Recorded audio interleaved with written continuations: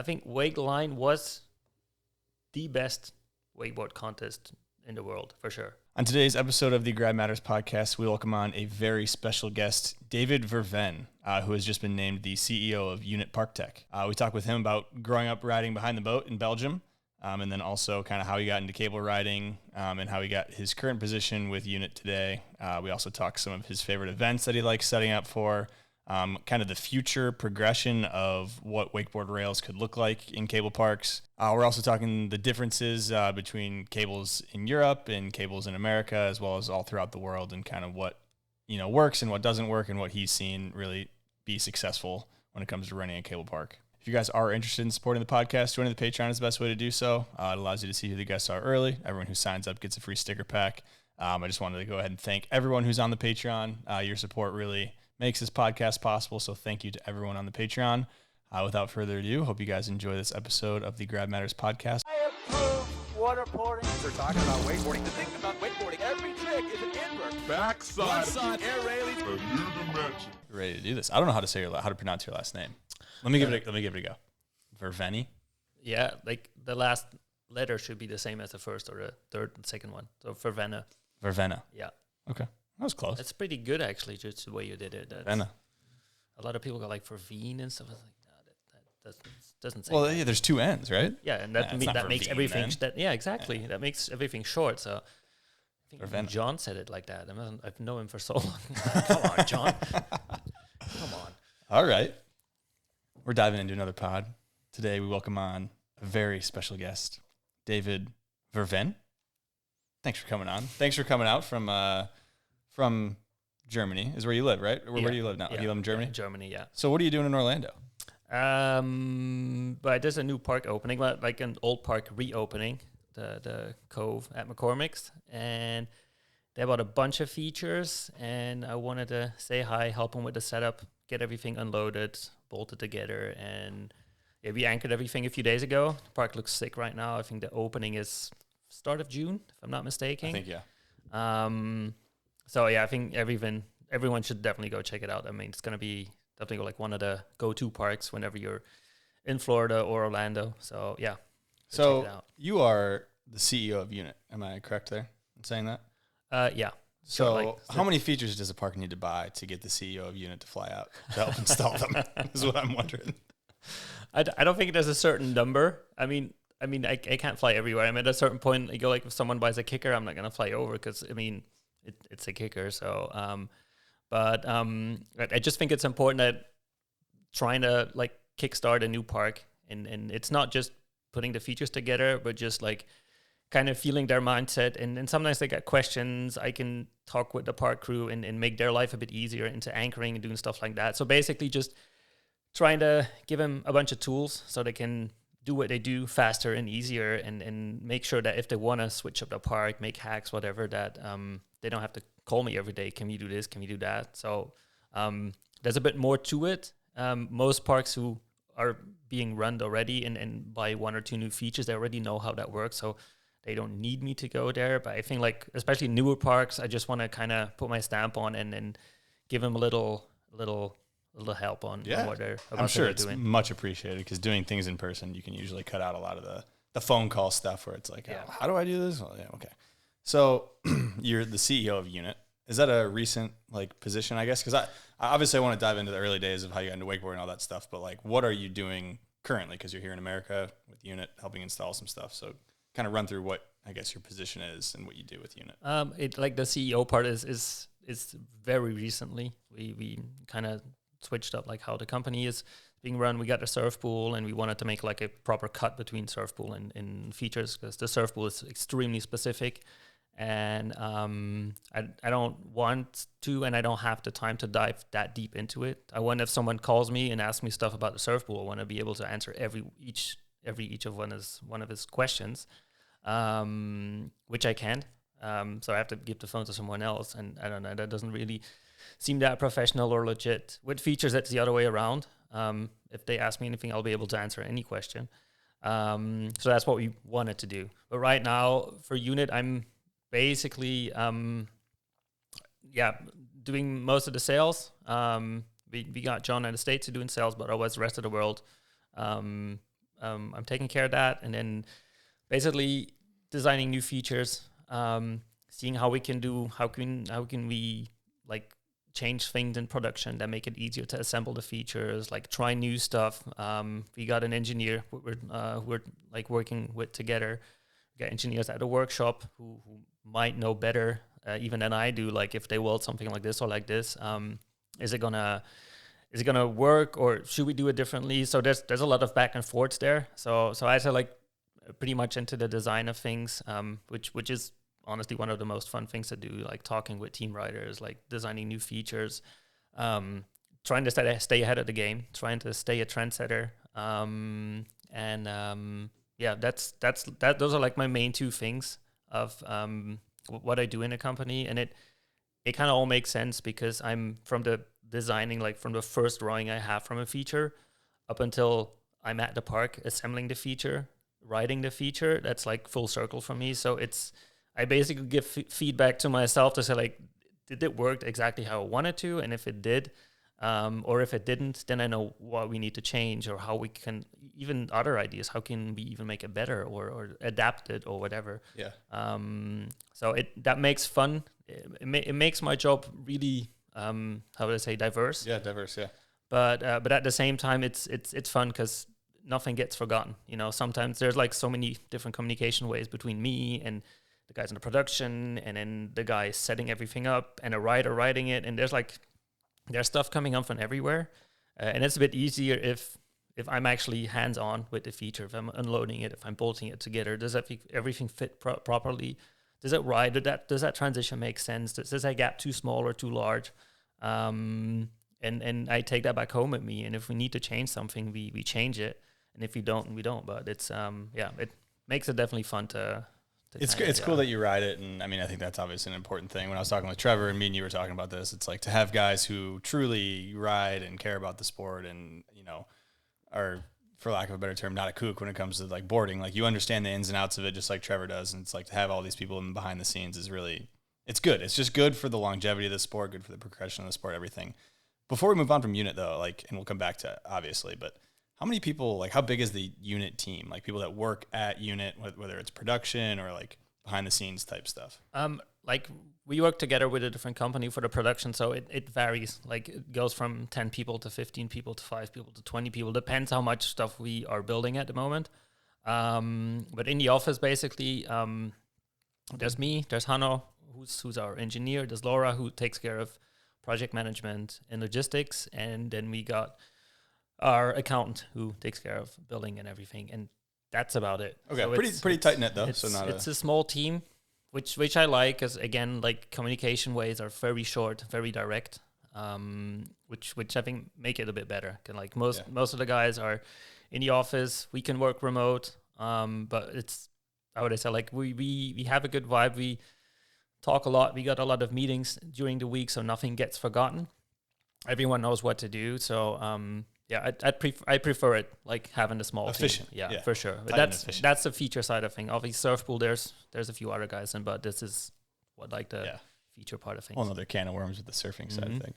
So I do start off with a few quick questions usually, which you might know. So the first one, favorite grab. I thought about that the past few days.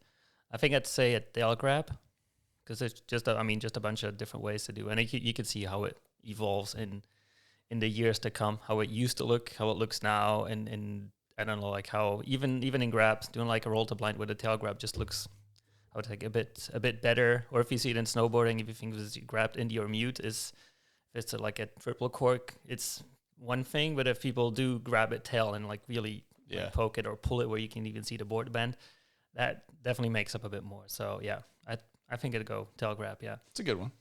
Wake pants, yes or no? Not for me. Not for me. I don't want to use this phrase. I'm too old for that, but I might use it a few times. But it's I don't know. Like I used to not like him at all. Like I used to go like, come on guys, like this is what are you doing? This is completely unnecessary.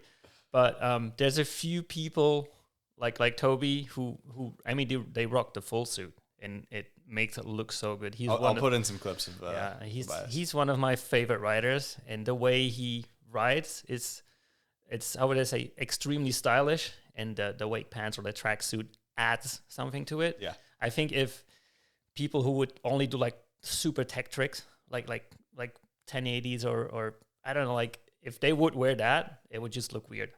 You know, I mean that's I don't see Trent Stuckey in a full suit. That's the name I was about to throw out. Okay, that's that fair. would be weird. But I mean, but we also haven't seen him in a full tracksuit. So yeah. I mean, it could be interesting though. Could be a vibe. Yeah, we don't know for sure. We need to like start doing like a tracksuit day, and then I think Instagram should just blow up of people wearing that, and then people well, we need to get Tobias on like Adidas or something first on the team. Yeah, make that a staple. That would be sick. Yeah, I legit. think they would be down though. I mean, they're sponsoring Our House, which is like a small collect in Germany with a few riders. So they're sponsoring them. So yeah, maybe they would be down for that. I don't even know if you reached out to them already, but they should for sure. Yeah, greasing the wheels there. Last one. Homemade rails or manufactured rails? A mix of both. What's what everyone says probably. I might look like how would I say? It's not like if you do homemade rails, just do it properly. Because I always say like don't touch kickers. Like if you do a homemade kicker, it'll probably last for a few years and then it'll break and you'll make it again. And you'll think it's going to be the exact same thing, but it's not. And kind of like, oh, it used to be so much better. But I go like try homemade rails so you know it's not that easy as you think it is. You know, like even if it's plastic walling or if it's just with screws or whatever. I think it's good for everyone because that's how I started. Like before Unit even existed, like by building homemade rails. If you want to make a rail, you have to do it yourself. And I think just kind of being hands-on and learning how it works, how many mistakes you can make. Like the first rail we did was unrideable, like way too steep, way too short. Everything wasn't working. And I just think even in a park, if there's like an old school, like an older homemade rail, which is fine, like with proper skirting and proper rails, no screws sticking out. It could be cool because it's older and it'll feel different. Like it will slide different. Like the friction is probably going to be more because whether it's sand or dirt or whatever on it compared to a new feature, which is super slick. So I think like a mix of both is good, but I'd make sure that because again with unit features, it's easier to make hacks and take stuff apart. With homemade features, it's mostly they're probably going to be wider at the bottom, so it's difficult to put something on the side, etc. And I don't know. I think a lot of beginner riders, maybe not here because you guys still got tons of posted rails and stuff, which look good from afar. But if you go closer, you go like, holy shit, this looks dangerous. So I think in Europe, like there's not a lot of like homemade rails anymore. Over here there are, and which I think is weird because liability here is like a complete different thing. Like everyone would sue you for nothing.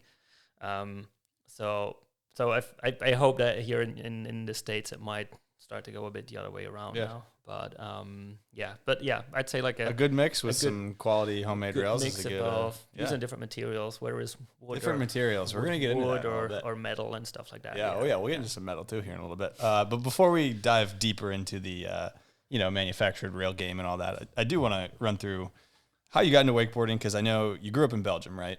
And there was a bit of a boat scene back in the day, or at least that's kind of how you got into it, if I'm correct, riding on a river. So, like, I guess run through getting into wakeboarding, what the scene was like in those early days.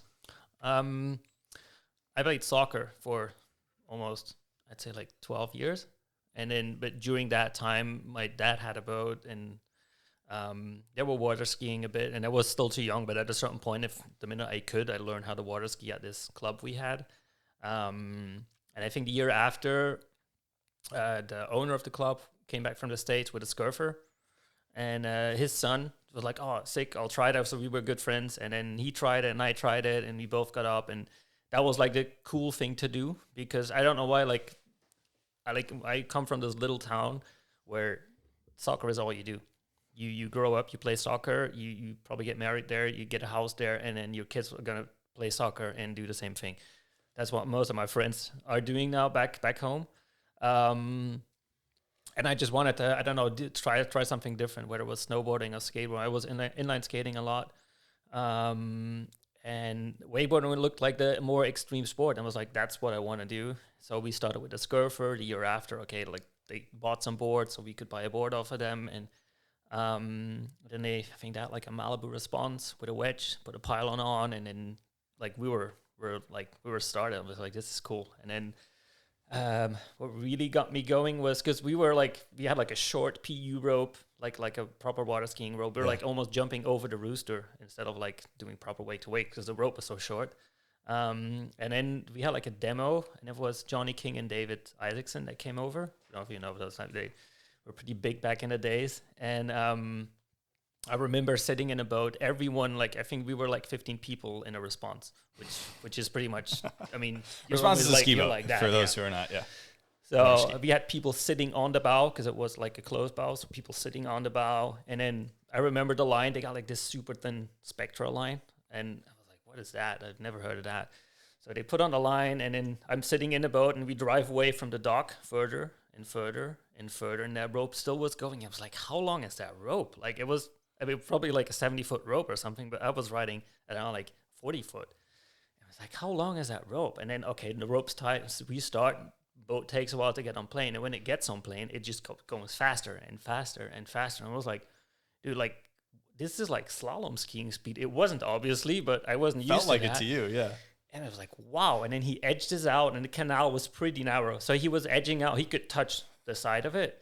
And I was like, okay. And then, dude, he just turns the board around, Maxon, and is like the biggest indie tantrum I've ever seen, lands, and like just has to turn because he almost hits the other side of the canal. And I was like, oh my God, like this is it. This is what I want to do. And then they both rode. They had very different styles. I mean, I still know exactly what board they were riding. I know what tricks they were doing. And one was a bit more surf style. The other one was a bit more like S-bends and stuff like that. And I was like, okay, this is it. So at that point I was sold on wakeboarding, and it started to go on from there.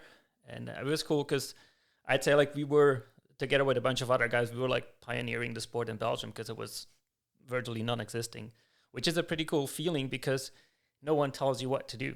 No one tells you do this trick now, or you have to do this that way. I had no one who told me how I should do something. We had like a bunch of water ski magazines. Wakeboarding magazine didn't even exist here. We had water ski magazines, which had like a super short section of wakeboarding in it, like trick section, and they had like a sequence shot of someone doing, I don't know, like a roll to blind or stuff like that. So, and my dad was at the club all the time. I was just reading all the magazines. I knew everything by heart, and I was sitting for hours looking at that stuff. And that's kind of how I started to teach myself doing how to do a back roll, how to do a whirlybird, how to do stuff like that. Because, I mean, again, no one was there to teach me. And I think that was like a very long experience compared to the kids these days. They like Instagram's there, like social media shows you what you can do. There's so many coaches, clinics, camps, this, that. It makes it so much more accessible for everyone right now. But back then, you just had to kind of figure out yourself, which I think was cool because no one told me if I did a fashion air that it looked stupid or whatever, or if I did an indie stiffy, people would go like, "Dude, don't do that. That looks weird, man." Like, or if you grab, I mean, if you were teaching grabs or whatever, no one said anything, and that's what made me love it at first because I was like, this soccer is only rules, and the minute I'm hit the water, I can do whatever I want to, and that's what really like got me caught. So so that was fun, and I don't know. I started growing, started getting better. Boats were getting bigger. Then I think I got my first board from Liquid Force, like as a sponsor deal. I don't know. I kind of started growing from there. But till the point where I had to choose between soccer and wakeboarding. Yeah, so I guess run through that a little bit, because what age would you say that was where decision was having to be made I'd here? say 18, 19. Okay, so you're getting older. Yeah. I mean, I was getting good. I mean, I was a goalkeeper. Oh, okay. Yeah. Those guys are weird. Though they're smart, man. They kick the ball and they just wait until it comes back. But they jump in front of them. Yeah, I mean, real fast every now and again. I think it was fine. It was a bit more athletic with jumping and rolling and doing stuff like that. So I like that a bit more. Yeah. And I was playing for the I don't know how you call it, like the first team, like the top team. Like you had like different age groups. We call it varsity in America. I think the number one in your school. No. It was like a football club. Oh, okay. Like a proper club. I didn't play it in school.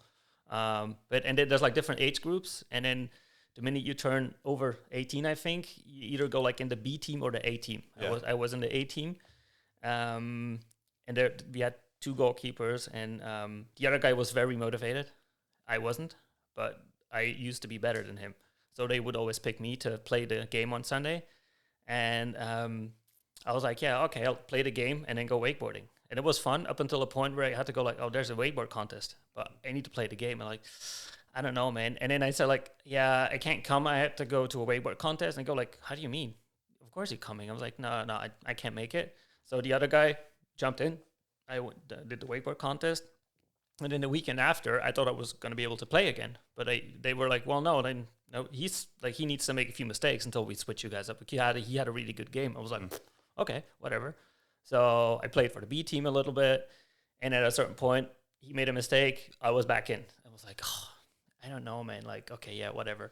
And it pissed him off because he was like, I really want this, and he doesn't, but he gets it anyways. And I go like, yeah, and at a certain point, I was like, I don't want to do this anymore because there was too much stress and like battle between who gets to play on a team or whatever. So I was like, no, come. Well, I'll just drop it and just go full on wakeboarding. Was 18, got my first car, so I was at the club all the time, driving the club, like had my my boat license. I could drive the boat as well, so I was driving the club boat for members and stuff. And with driving the boat, you could basically get credit to ride yourself. So I did basically everything so I can just ride as much as I could, which worked out good. So in that case, I made a lot of friends there and got better and better. So that definitely, that was like a really fun experience to kind of find my way between a lot of other riders then. But we were still like so much ahead of the game that like compared to like any other people just jumping into the sport. Yeah. So I think it was fun to I don't know, like be the first to do district, like in Belgium at least, be the first to do district. And what tricks are we talking? This 18 years, 19-year-old, like what do you mean? What are you whipping out? I think back then I was starting to do my first mobs. Okay. Like KGPs, crow mobs, Moby Dick, stuff like that. Then we learning sevens and I mean, it was like going fast then because the wake wasn't that big. I think we were riding behind one of the first wake setters. And I mean, the wake was nuts, like compared to the response, obviously. And then I think the Belgian wakeboard too was sponsored by Mastercraft. We rode behind an X1, which has a complete different wake. And I always did pretty shit at contests because I was so nervous. Like I could not like focus. I was just okay. I just fell on a 360, like a heel front 3, and I was like, how can I fall on this? It's like I did my whole pass, flip, 360 fall. And they go like, come on, dude. Like, I don't know what it is. Back pass, flip, mope, whatever. And then same thing, 360, fell. I was like, come on. Just because I could not zone out to do what I could do. And I could do 100 like in a row and not fall. And then it never worked out. So I don't know, like contests were never, I rode so long. I think I got Belgian champion once. Hey, there you go. Yeah, but on the other ones, I was always second or third because I just couldn't put it together. And then at that one time, I could put it together just because I was too late for the contest, actually. They actually stalled the contest because I was too late. I think I slept too long or whatever. And I was driving so far. I was like, dude, I'm on my way. I'll be there in a minute. And I got there, jumped from the car, put my life jacket on, board on, and I did my pass like without falling up. You didn't and have down. time to overthink exactly. it. Yeah, exactly. Simple. And I was done, and my heart was still going like, okay, made it. And then you're like, yeah, you're done. Like you did like a stand-up pass, and that's when I won. I was like, well, maybe I should. Good do strategy that for more the often. future. Yeah, have a couple too many beers the night before, sleep in late. Exactly. Yeah, yeah. But that was back in the days. But that was good. And I think like those experiences kind of I don't make you to what you want, like which direction you want to go in. Because at a certain point, I was like, I don't know, like the whole contest thing. It's cool, but I want to do like different things and maybe do more pictures or videos or this or that. I don't know. I think that's something where each rider, those phases he goes to. Like at first, you start wakeboarding, kids, they just want to learn tricks, new tricks, more spins, bigger flips, double flips, whatever. So they're constantly in competition with other people, you know, doing contests, like looking on Instagram. Oh, he does this. I need to try this trick. So they look at other people to learn new stuff, to get motivated. And at a certain point, you start to look at yourself to like, how does it actually look when I'm wakeboarding? And then, it looks like crap. Like I need to change something. I need to work on my grabs, work on my style. And I think I was at that point a bit like, I'm not gonna say early in the days, but everyone was still like, I want to learn this and this and this. And I was like, I want to make sure it looks good as well. Yeah. So I had some friends who were like good photographers and stuff. So we started to getting some good pictures. But that was like at the very start of social media. I think I don't even know if Facebook existed yet. And I mean, it makes me sound very old, I know. But I mean, I remember from my sponsor, we were just like cutting out newspaper things. I'm in a newspaper, like black and white pictures and stuff, whatever. I mean, that was it. So, I think that's something that every rider goes through. Like for sure. We talked about it with Campbell yesterday. Like, you want to learn this and learn this and learn this. I was like, yeah, but you'll see that at a certain point, you'll turn around and look at what you're doing or what you did. And then, I mean, they're already very specific on how they want stuff to look, but at the same time, they want to, how would I say, get more tricks. So do both at the same time. Yeah, so and it's like which is difficult for sure. Yeah. I feel like that is the natural progression. Though, like as a kid, younger, you're like, I don't care what it looks like. I just want to get that next 180. I just want to get that next flip. Like, and then it's just a natural progression where you're eventually looking at it, and then that's just normal. Like that's totally how it goes. Definitely. We got a early Patreon question here from Oli Derome, and he's wondering, what was the scene like at the World Cup events in the 2000s, and what was it like meeting all the pro boat riders that would fly over from the U.S., Australia, Canada, South Africa, etc. Pretty much riding against people whose posters you got up your room. That's pretty much it. Like, I mean, I saw a bunch of guys. I mean, it was mostly IWWF contests, so you didn't have, I don't know, like Sean Watson, Shane Bonifay, Parks. They never did those contests, but you'd see other guys. And I think it was interesting riding against those people. It was cool for me, like, because I would only ride in Belgium, and suddenly there's a European contest or there's a World Cup, and you get to travel there, and the whole vibe of everything was, I mean, it was amazing. I think that I think back in the days, I'm sure that everyone who used to ride in those, like the party scene and how everything was like way worse than now. Like now everyone's nice.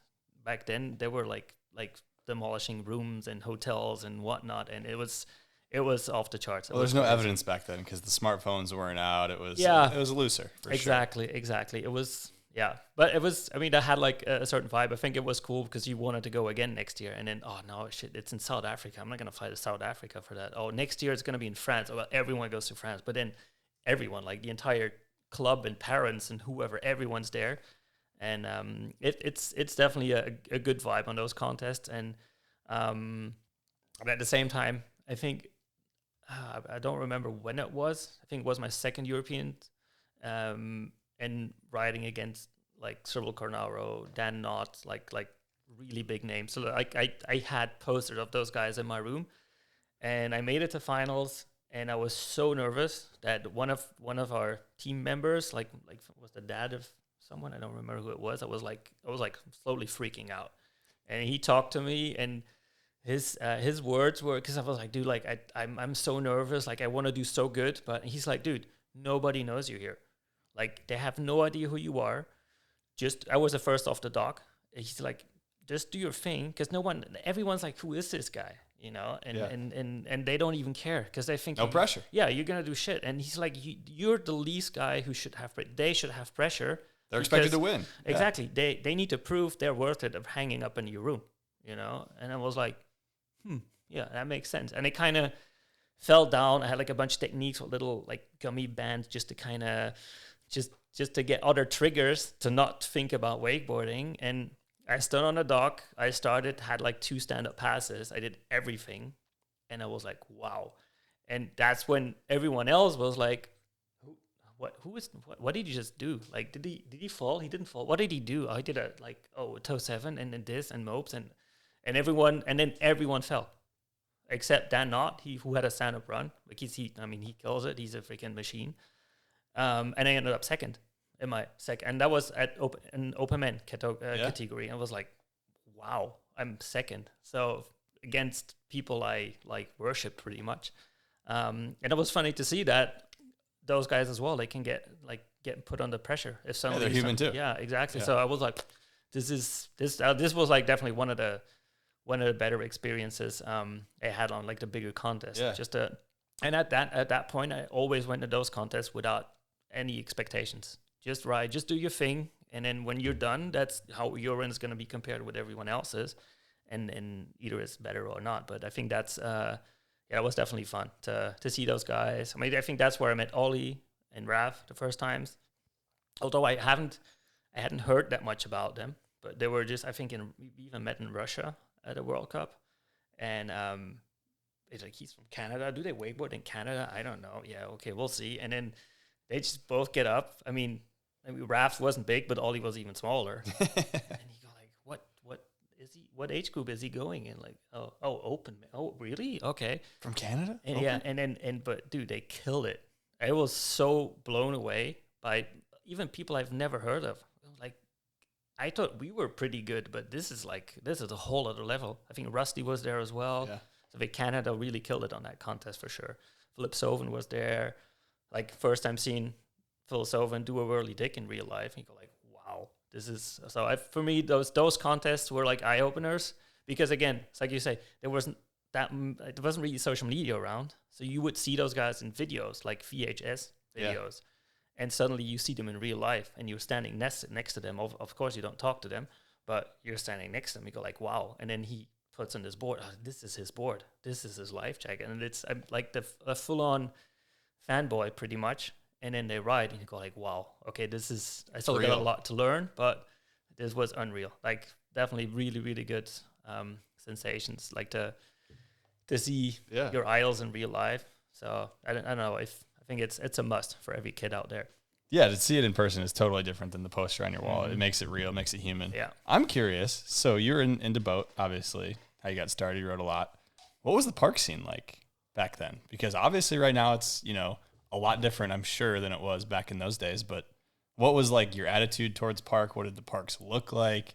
Just that I'd run through like early, I guess, what are we talking? Early 2000s, late 90s? Yeah, I think that we're at 2005 was okay. about where early mid 2000s. Yeah. I mean, in Belgium there wasn't a single cable park. Like, when I moved to Germany, that's when the first cable park in Belgium actually opened. But that was way later. But there were parks in Germany. In England, you would see a park once in a while. I think we had like Europeans at Torp, and there was a cable park right next to it, so we rode it. And for me, it was weird because we were riding our boats on the cable, so no flex boards, no nothing, and then like super steep safeties, and I don't know, like just weird rails with pipes, but it was everything they had. You didn't have anything to compare it with, so it was fine. We went to Langenfeld a few times. Which was fun because it was like a day trip. It's about 3 hours from where I used to live. So I put all the gear in the car. Everyone drives over there. And then it was like boat riding on cable. So you would basically try to do all your boat tricks on a kicker. And I think one of my first times I was able to do KGBs off the kicker. I was able to do whirly whirls like 540 of axis spins. And it was kind of fun because I was like, oh, I think I'm pretty good at this as well. But then you saw the local kids doing air tricks, and you go like, how does he do that? Like, there's nothing there. Like, how can they get so high? Because I mean, I've never seen it. But then you saw how hard they were edging, and that's when I was like, I don't know, man. Like, I'm probably gonna leave this alone for a while. Just stay on the kickers because I wasn't riding that many features. But I was doing what every beginner would do now, like go on a box, and at the end of the box, when you jump off, you do an indie grab off the box, or just do bonus points. You're trying to do 360s on a box, whatever, because you didn't know what to do, and there weren't that many people riding anyway, so you could like whatever. And that's again what I like. Just nobody told you what to do; you can just do whatever. And that was fun for sure. But and again, like for us, the cable scene, it was very exotic, to put it. To say it in one word. There were a lot of cables though, right? Like it was, in comparison, I guess, to America. In Germany, yeah, I mean, for sure. Like compared to America, yeah, there were, I don't know if it's a lot of cables. I only visited 3. I went to the Ricks. I went before they had the 2 cables. I went to Blaue Lagune and Langenfeld because they were the closest, and that's it. I mean, I've never ridden any other cables beside those 3 before I actively moved to Germany and started riding different parks then. Yeah. But I mean, I know the scene there was a lot bigger because when I did move to Germany, then that's when I realized that the boat scene was a lot bigger than in Belgium, but the level was like non-existing. But I mean, cable-wise, for sure. It's weird because I hear it from a lot of people in Germany that are about my age, how the scene used to be. And I was like, I think it must have been great to be there in that time and travel to different parks, and everyone knows everyone, and because that's how close the scene was over there. So that was definitely interesting. Yeah, I think it's sick now that not everyone knows everybody because there's so many damn parks with so many damn riders. Like, that's just so cool to me. But so speaking of contests, this isn't related to your career, I guess, but I'm curious what type of contest you think showcases wakeboarding in the best light.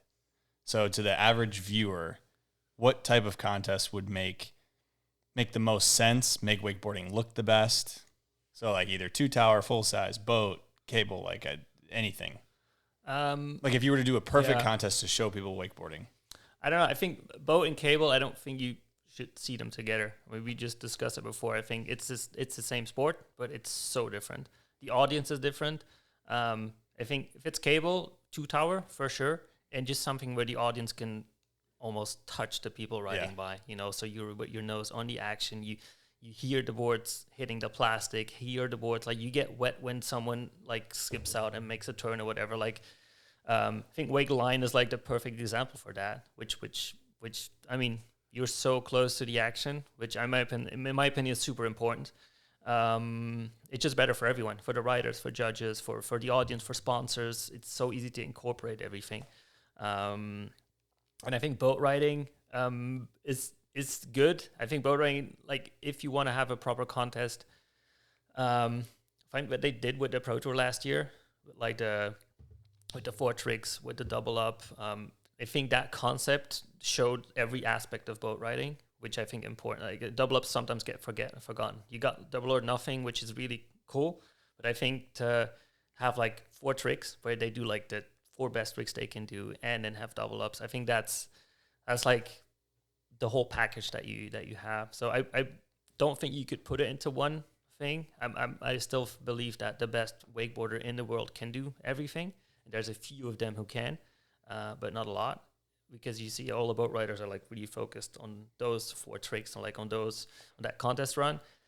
So are cable riders, but there's a few who can do everything, and I think those are like definitely like the best riders then. But I mean, just to showcase the sport the best is kind of get cable and boat, like separate them, because that's how you can't be the best at both because you can only divide 50% of your time to each and one. Someone who divides 100% to boat riding is going to be better than someone who only puts 50% in.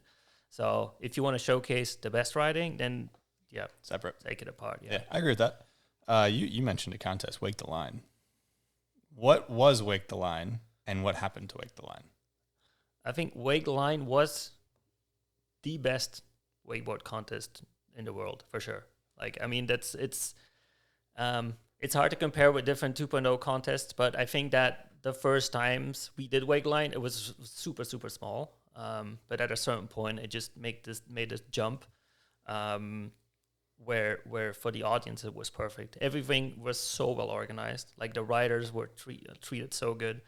The setup was insane always. We mostly had really good weather as well. We had a bunch of cable parks, so everyone loved coming. People like visitors from Belgium, France, anywhere, they came over, not just to watch the contest, but to ride at different parks as well. Because I mean, Langenfeld is literally 15 minutes from the venue, and then you go to the Bricks a half an hour further, and there's another, like, so many parks on the road over there. But I think like the whole concept, like I think you can talk to every rider who was there. They were like, hey, we've been treated so good prize money. Like the media coverage of it was nuts. Like proper live stream footage, proper like edits after the event, photographers, everything. I know it was. I think it was definitely. I mean, I rode in the contest I think twice, 2 or 3 times I think, and to ride and having people cheer at like 10 meters to the left and then 30 feet left and right from you is crazy, because you kind of feel so much pressure, but at the same time you feel so good going like, wow, I'm like with this select group of riders who are able to ride this, and after the contest this thing is being taken apart and no one else will ever ride it again. That was, as a rider, sick, like best feeling ever. And I think for everyone who went to watch it, they are praying for us to bring it back, to go like, oh, where did it go, what happened and stuff. And to answer part 2 of your question, it's sponsors like everywhere. At a certain point, like we were like switching from Red Bull, then went to Relentless, then went to Nissan, and we need that presented by a sponsor, which has to put like a significant amount of money on the table for us to be able to do it. And we always say, like, if they put half in, we'll pitch the other half in so the event works. But at a certain point, the event gets bigger every time. Everything gets more expensive, meaning that sponsors need to put more money on the table. And at a certain point, it was that we had sponsors, but it wasn't cutting it anymore. We were like, well, even if we put half of it on there, still not there. It's not going to be as good. It's going to be worse than the year before. And we were like, well, if we're going to do it again, it has to be better. You can't do an event. Can't go backwards. Next year it's not going to be as good. Then why do you even do it? You know? Yeah. So it's sad. I mean, we're still talking to the event location. We still have a deal with them. We have even a better deal with them. So we could do it again, but it's like what you see in the industry right now. It's not that easy to get money from big brands and stuff. So I don't know. We'll see. Maybe it will come back one day. I hope it does. Hope so. Yeah. I'll put in footage of Wake the Line over the years. There's some.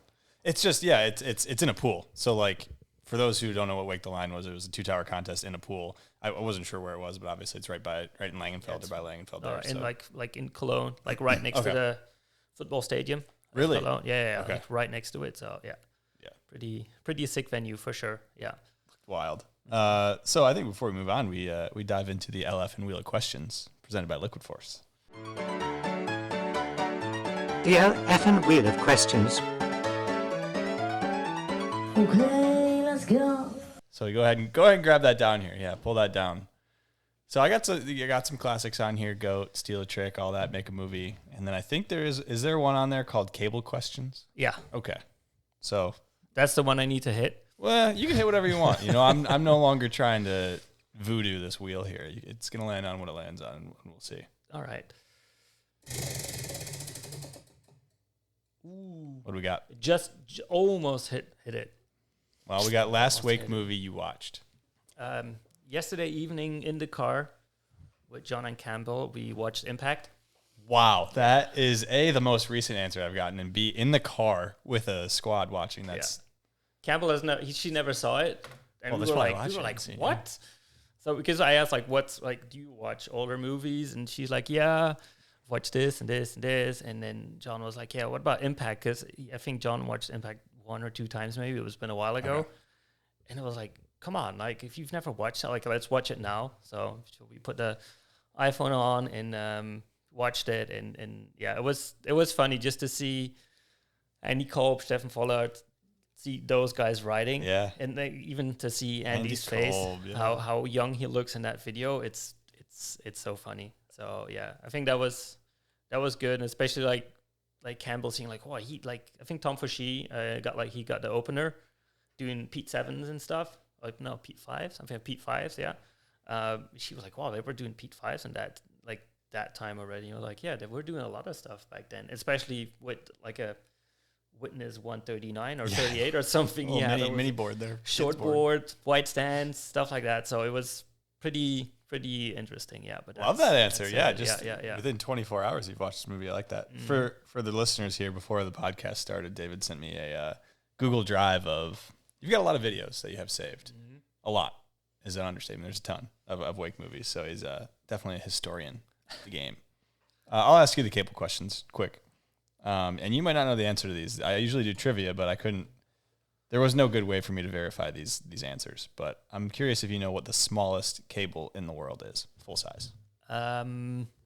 I'm not sure, but I know. I mean, the smallest one I've seen is in Rome, in Italy. I had to do a layout for that, and I was like, I don't even know if you can fit one feature. Like each straight is so short that you can barely fit a feature on. So really, it is super short. I don't know how many meters by heart. I can look it up, but it's super short. Yeah. Okay, interesting. Yeah. Because I know there's one in Russia that is also like extremely tiny. Right. But this one you're saying is definitely smaller than the one in Russia I'm thinking of. I think the one in Russia is where they had like the big air on the motor straight. Yep. Yeah, where it was, you would like get whipped around the corner, land, and then like probably have it with a slack rope, you'll go around the corner or something. Yeah, I saw that. But it's, I think that was a 4 tower. 4 tower, yeah. Yeah, okay. The one I mean was a 5, but it's a perfect circle. It's. Do you know the name of it? Do you remember what the name of it is? I'm sure I'll find it out. Yeah, I'll find it out. Yeah.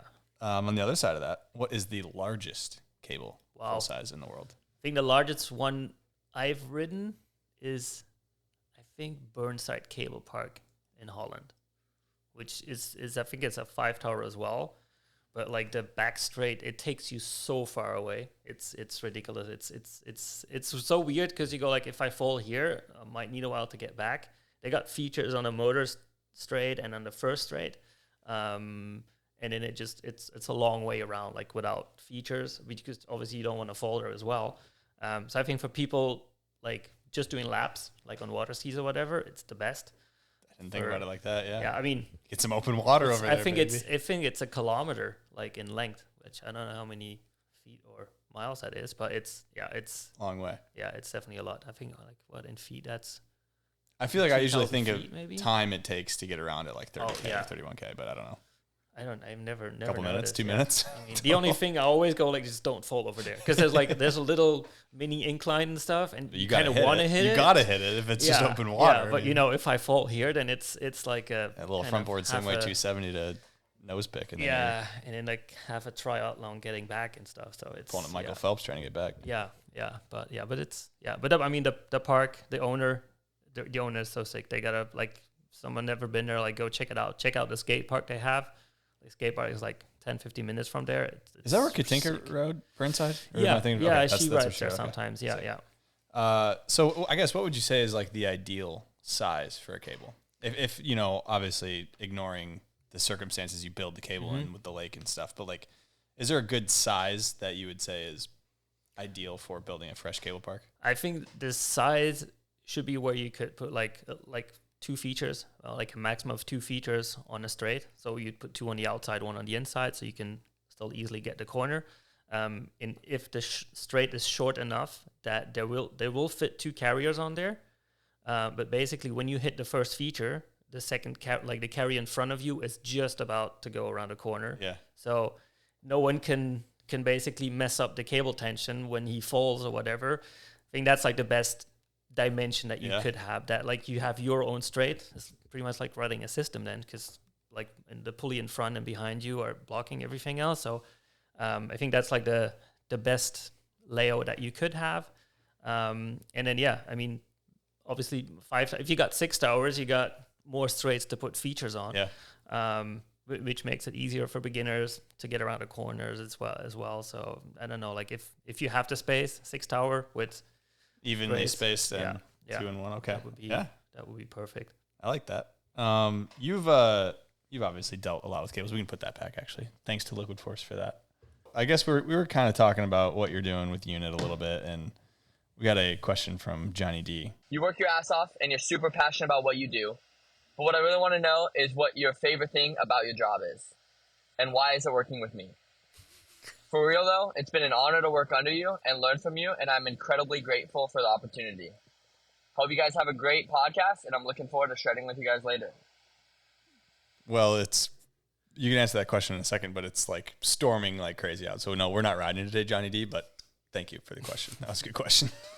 So yeah, I mean, what's your favorite part of what you do now, and why is your least favorite part working with Johnny D? I think my favorite part is to do what how would I say, the reason why I moved to Germany is I wanted to do something in wakeboarding, anything, you know, because I was like, well, I'm not going to be a pro rider, but I want to stay in the industry, stay in the scene, and kind of keep doing what I do and try to leave a mark on the scene. And that's the funnest thing that for me right now, that I can wake up every day and do something with wakeboarding. You know, whether it's designing new features or talking to team riders or build up a park or anything. The fact that my job includes wakeboarding is the best thing for me for sure. So I couldn't imagine doing anything else. Sometimes I do imagine like, what would I do if I wouldn't be doing this? And then there's just a big blank. It's not like, I don't know. I have no idea. I got a master in PE, like I'm a sports teacher basically. I tried that like a few months, but like, I don't know. It's like coaching kids or whatever. No, like actually at class? school in school. Teaching class. Yeah. So I mean, I wanted to be a sports teacher ever since I was a kid because I looked up to my sports teachers. And when I finished my master's degree at sports teacher, I was like, kids these days, that it's not like they were like, like when I started. Kids these days. Yeah. I don't know. Like I wanted to teach them sports, and I still have that. When I see someone ride and I see they make a mistake or they're kind of struggling, I instantly want to analyze and try to help them to get better. But at schools these days, it's more like it's just education. It's just like telling them what they can and cannot do. It's not teaching them stuff like that. I mean, kids in sports, I don't know, like they're half of the class doesn't want to, and the other half really wants to, and you kind of trying to motivate the ones that don't want it to go, but at the same time, you want to motivate the ones that want to do something to do better. So it's, I don't know, it's tough, and it's too much of I don't know, like education and not enough like bringing something new to the table.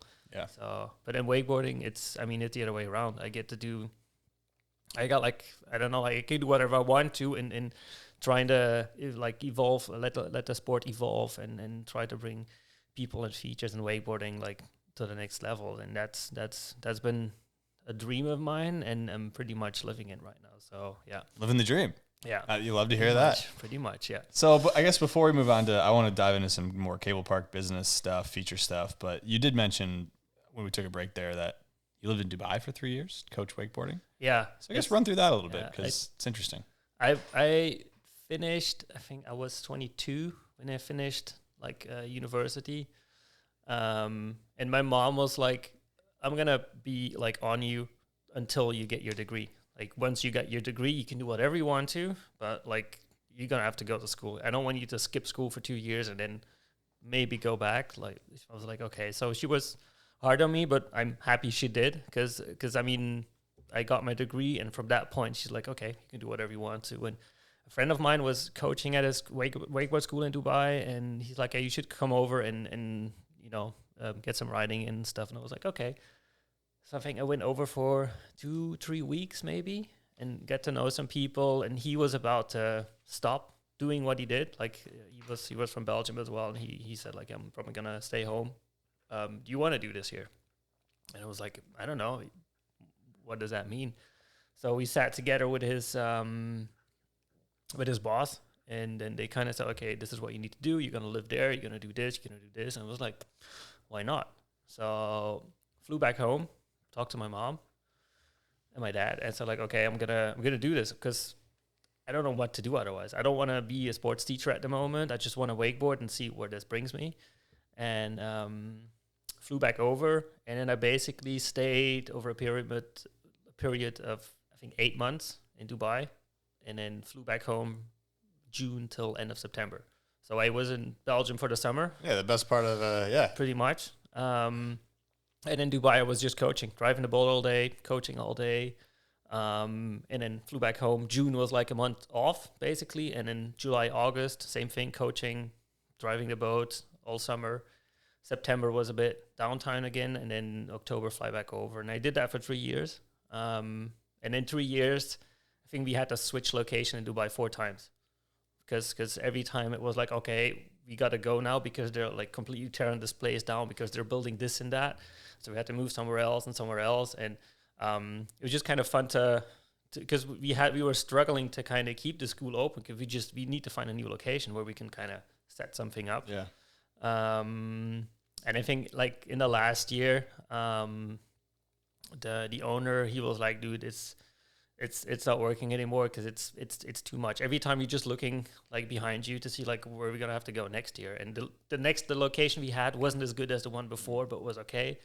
And we were like, okay, we can't like offer the quality of water or coaching or whatever anymore. So yeah, that was in the last year, and then flew back home, and then it was like, okay, so what am I gonna do now? I'm home, like, so I tried a physical, like the PE teacher, the sports teacher thing for I think like 2-3 months, and I just did like replacement jobs, like teacher that got sick, I had to replace him for 2 weeks. But if you got a replacement teacher for 2 weeks, what do you do as a kid? You're like, I'm not gonna listen to that guy. I'm gonna just do whatever I want to. And then you're standing there, you go like, well, I would have done the same in your place, so I don't. It's like vacation when the new teacher comes in or whatever. The exactly. Replacement teacher, So it was extremely ungrateful, and was like, why am I doing this? This is not fun. So and then I was like driving to Germany back and forth a few times to teach the German like boat team, which consisted out of only cable riders. So because they didn't really have boat riders. And it was fun because I started to know a few of the cable riders in Germany then. And I think on my last trip over, there was this wakeboarding school / they were the new nautique dealer in Germany, and they said like, hey, we were just having a barbecue in the evening, and they're just messing around like, hey, he's like, what are you doing back home? Like when you drive back home? I was like, dude, I have no idea. He's like, hey, you should stay here and work at the school. I was like, yeah, that's a good idea. And everyone started laughing. And then I drove home the next day, and I was like, what if I stayed there? What if I worked at wakeboarding? I want to do something with wakeboarding, so why not? You know, when I went back home, I called up the guy. It's like, hey, about that thing, you really think we could do that? And he's like, I don't know. I'll talk with the boys, but yeah, I mean, we can try it. Why not? You know. I didn't speak a word of German, 0, you know. And he was like, yeah, sure. And then I told my mom, I was like, hey, I'm going to move to Germany, to Frankfurt. And she was like, what? I'm like, yeah, I'm like, there's a school and a shop and this and that, and I can work there and be wakeboarding and do something. And she was like, okay. So she was like, oh, damn. Like, she was like, well, at least it's not Dubai. At least it's only 5 hours away instead of 5 hours a plane flight, or like 5 hours on a plane. I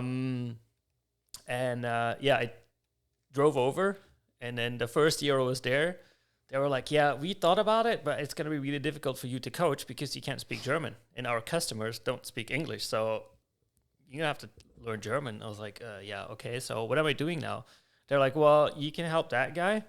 And the first year I was cleaning boats, like boats that they come in after the season completely covered with algae, like cleaning the boats with like, I don't know what products it was, and then cleaning the inside 1 year long, every day, cleaning boats. And then after a year, like the head mechanic, like I did some maintenance with him and oil changes and stuff like that. So after 1.5 years, my German was good enough to work in the school, work in the shop. We went on a trade show together, and that was super fun.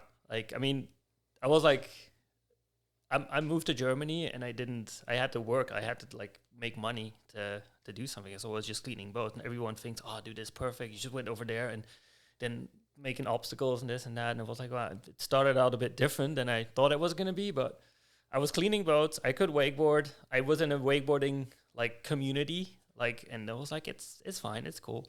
Yeah. So, and then I think during my time there, I got in touch again with the guys in Langenfeld who were in touch with the guys at Unit. Okay. So like, we need someone who sells our stuff in France and Belgium, and I speak French and Dutch. And okay, I was going to ask how many languages you speak, because you just learned German. So what do you speak, 4 now? Yeah, 4, yeah. So, and they were like, you can do sales in Belgium, France, and England. Because in France, you can't sell anything if you don't speak French. I was like, okay. So, and I had my connections with the boat riding and stuff, and I was like, yeah, sure, I'll try it. And I just did like a little side job, just on commission based, and it started to work really good, because basically the money I got from a commission, half of that I always gave as a discount to the customer, and I always drove over. So if someone bought 2 features, I would drive over with my car, unpack, put everything together, anchor it, and then session it with them. And they were stoked because the year after they bought stuff again. In the year after, I bought stuff again. And my boss during that time, he was like, how are people always buying more stuff with you? He's like, we usually sell one time and then we don't hear them ever again. I was like, do you drive over? He's like, no. I was like, I drive over every time. He's like, why? This like, you don't make any money. I was like, yeah, but I make a little bit, but I just want to have a good relationship with those connection, people, yeah. you know, so they will buy afterwards. And I think for me it was just as I wanted to go over and shred because I was like, I want to. Well, also, yeah, you got a new feature. Why would I not want to ride it? I mean, you know? It's a new feature. It's something I've never ridden before. Of course, I'm going to go over and drive it. Oh, hey, they bought like a huge pack of features. Of course, it's going to be sick, you know? Be there for a few days. Yeah, you know? so that was like a no-brainer for me. And for him, it was more like, yeah, nah, we just need to make sure that we make enough money so everything works here. I'm like, yeah, but for me, it works that way. So, and then I think after a year, I quit my job at the boat school thing and like started to be 100% independent and started to sell more and more. And then I got like different, I think I had Spain and Italy, not yet, a few customers in Germany. So he gave me more and more customers. So I was able to sell more and more. I think up until a certain point, he said like, okay, I'm going to need you to, it doesn't work anymore with the commission-based thing. I'm going to have to need you to move to Cologne and like get like a full-time contract with us. And I was like, that's difficult, man. Cause I got like in Frankfurt, I got a bunch of friends. I had a girlfriend back in the time. I had, we had like a deal with Malibu that we had a boat, like at literally like at a mile, from the house. I was like, this is perfect. Like, why should I move over? So we were like kind of pokering a bit. I mean, we laugh at it, come to think about it now, because he's like, well, if you're not going to do it, I'll find someone else who will. And I was like, I don't think you will, because, I mean, I got the languages. Oh, I was going to ask, so I think it's a good time to touch on, how important was it to speak all those languages when you're, when you're go to these parks, talking to the owners and stuff? I know if I wouldn't have been able to speak French, I don't think I would have sold something in France. I mean, it would have been very difficult. Yeah. Even in Belgium, same thing. You speak Dutch with people, even in Holland, same thing. You don't have to get there and speak German or English in Holland. So you speak Dutch, and people spend a lot of money. And I always say people are a lot more confident in spending money when they can do it in their own language. So they know 100% sure I'm not misunderstanding him. Yeah. So that definitely helped a lot.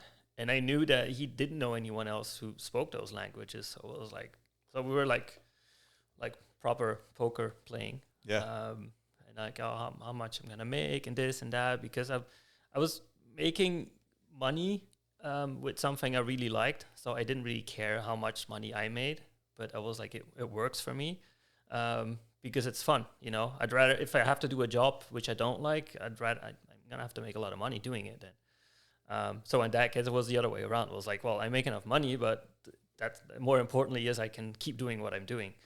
So in the end, we find a solution, and I moved over. Then I moved to Langenfeld and started working there. And then from there, it just started to get a bit more hands-in on the company. I started to do sales in Germany as well, which was pretty difficult, but he used to do it, so he had a really good relationship with all the German customers. And then I jump in as the Belgium guy. Who's this guy? And then you're like, who is this? He doesn't know anything about wakeboarding. And then boat guy. Yeah, seriously, just doing some chromos out there. Seriously, yeah. So it was it was hard. I mean, now it's okay, but now I still had to make a name for myself, you know. So, but it was okay. I mean, and then we started like selling stuff all over the world. So it just went up, like doing Wakeline, doing stuff like that. So I was happy to be more and more involved, and that was my goal since ever I moved to Germany, doing anything which is wakeboarding, whether it's boat, cable, features, shop, whatever. Yeah. I'll do anything, you know, as long as it's wakeboarding. So you're talking selling features. I'm curious, what features do you think every wake park in the world should have, no matter the size of the park? Kickers, obviously. There's always a question, like, what feature sells the most? And obviously it's kickers, because every park has a kicker, you know? Well, at least one, yeah, probably two. Yeah, but I don't know, like a feature that a park must have. I think if you're talking about the progression of the sport, like a simple flat bar, that's where you learn all your tricks on, whether it's presses or trick switch or back flips or just anything. And I see that there are certain parks who lack that, like they don't have it. And you go like, well, you have a lot of stuff, but you have that. That's simple. And it's extremely difficult to convince them to buy one of those because get a damn flat bar. I'm so on this. Yeah, I think flat bar and unit pipe are two that are just non-negotiable. Yeah, exactly. And I mean, imagine you have your park full of features and no flat bar. They're not going to buy a flat bar. They go like, no, we want something different. We want something big. We want this and that. You got to start. You got to hit them with it early. Yeah, and then they go like, yeah, but I mean, and that sometimes happens because they used to have a homemade flat bar, and then they bought different stuff, and then the homemade flat bar gets kicked out because it's broken or whatever, but they don't replace it. They'll replace it with like some different geometry or whatever, and they go like, yeah, but this is what you learn everything on. So yeah, it's a must-have for sure. Yeah, definitely. Yeah. I mean, are there any other staples? Because like in my head, I guess I feel like I draw it up, and it's like, yeah, kickers, flat bar. I just say unit pipe because that's just what I've always referred to it as, big unit pipe, a transfer of some sort, and then after that, I mean, is there anything other than those? Was that 4 or 5 that are like a bank? Some form of transition to get it land into, inclines, just up rails, up boxes, anything like that. So it's easier to learn, spins off or whatever. Okay. Rail-to-rail features, which you can hack, but I think it's always better if you have pre-built an existing one, which you can switch sides and stuff like that. And that's pretty much it. I always say like you need something low and wide, something high and narrow, which is a box and a table basically. Then you need something. You should look how the surfaces are. Is everything flat or is everything rounded off? I don't remember. It was in Hypnotics where it was, and it was like on the main cable, like on the small cable, the Pro cable, almost every feature had a rounded off surface, and nobody noticed. But I would like that. Yeah, it's fun. Big fan of that. Yeah. It's fun for sure. But again, like it was like that flat bar is missing there. Just to cruise, just to chill and do like easy tricks. And they got like the new Candid Street series, like with the triple step down, which has a flat surface, which is fun. But it's 3 steps, so you're not gonna press super easy to all of those kinks. But still, the park, like the layout and how everything's put together, it makes so much sense. But when they asked people like, what do you think is missing here? Like nobody thinks about the surfaces. They just look at the geometries of the features, but never on the surface of what do you slide on. They got a few boxes on the top leg, like on the big leg, but it's not the same, obviously. But, yeah. Okay, you're talking surfaces. Unit, I think only makes plastic features, right? Mm-hmm. So you're talking progression. I'm curious when the implementation of a different sliding material might be, in the wheelhouse for unit features. I've been thinking about that for a while, but it's so difficult because the plastic expands. No, it bends. It does. I mean, sun reflect they move, and they move at a certain how would I say distance or size, or they'll warp, but then they'll warp back, or they'll warp the other way depending where the sun shines from. If you put another material on that expands on a different level, something's gonna break. If I put like a metal pipe on or whatever, the metal pipe's not gonna move. It's just gonna stay straight. So if the feature underneath starts moving, some connection part's gonna break. So that's always the most difficult part in incorporating stuff. I wanted to try to incorporate concrete. If you said like, hey, I'll put like a concrete cover on top, concrete's the same thing. It's not gonna expand. I mean, it'll expand maybe a teeny bit, but compared to the plastic, it's a whole different story. Next thing, if you say like, I got a flat bar, I wouldn't put like a concrete top on top. Would be sick. Would be awesome. But at the same time, your center of gravity is moving up so much that the whole thing's going to start to get unstable because you'll have your counterweights underneath. So I'm constantly like thinking, how can I incorporate? Because it's like what we said in the beginning, like homemade features slide different, like Trex slides different. Nobody in Europe knows how Trex slides because you don't have it there. I mean, you have something similar, but we never use it on features. Yeah. And over here, you used to use it everywhere. And when it's wet, it's perfect. When it's dry, it sticks so much. So even having like certain different, I mean, we want to try to incorporate different things, but if we sell something and they give you a 5-year warranty, you don't want it to break after half a year.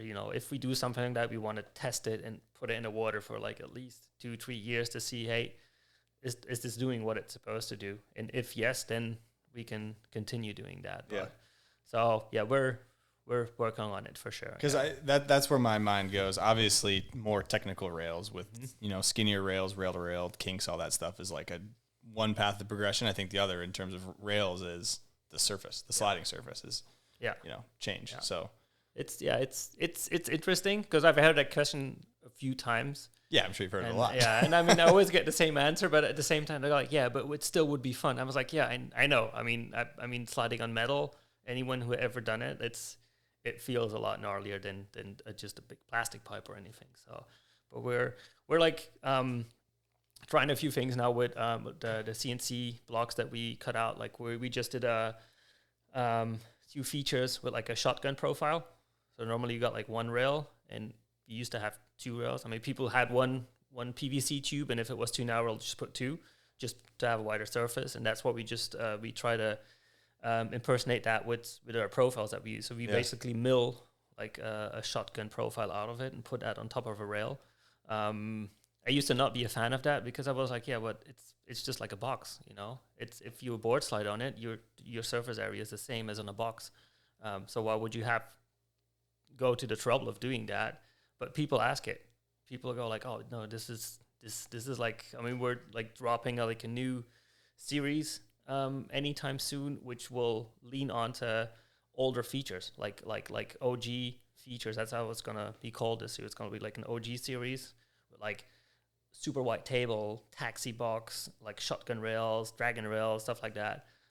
Just to kind of take back from what we used to have. But kind of make it accessible, or just like almost like having vintage rails and then blowing new life into them.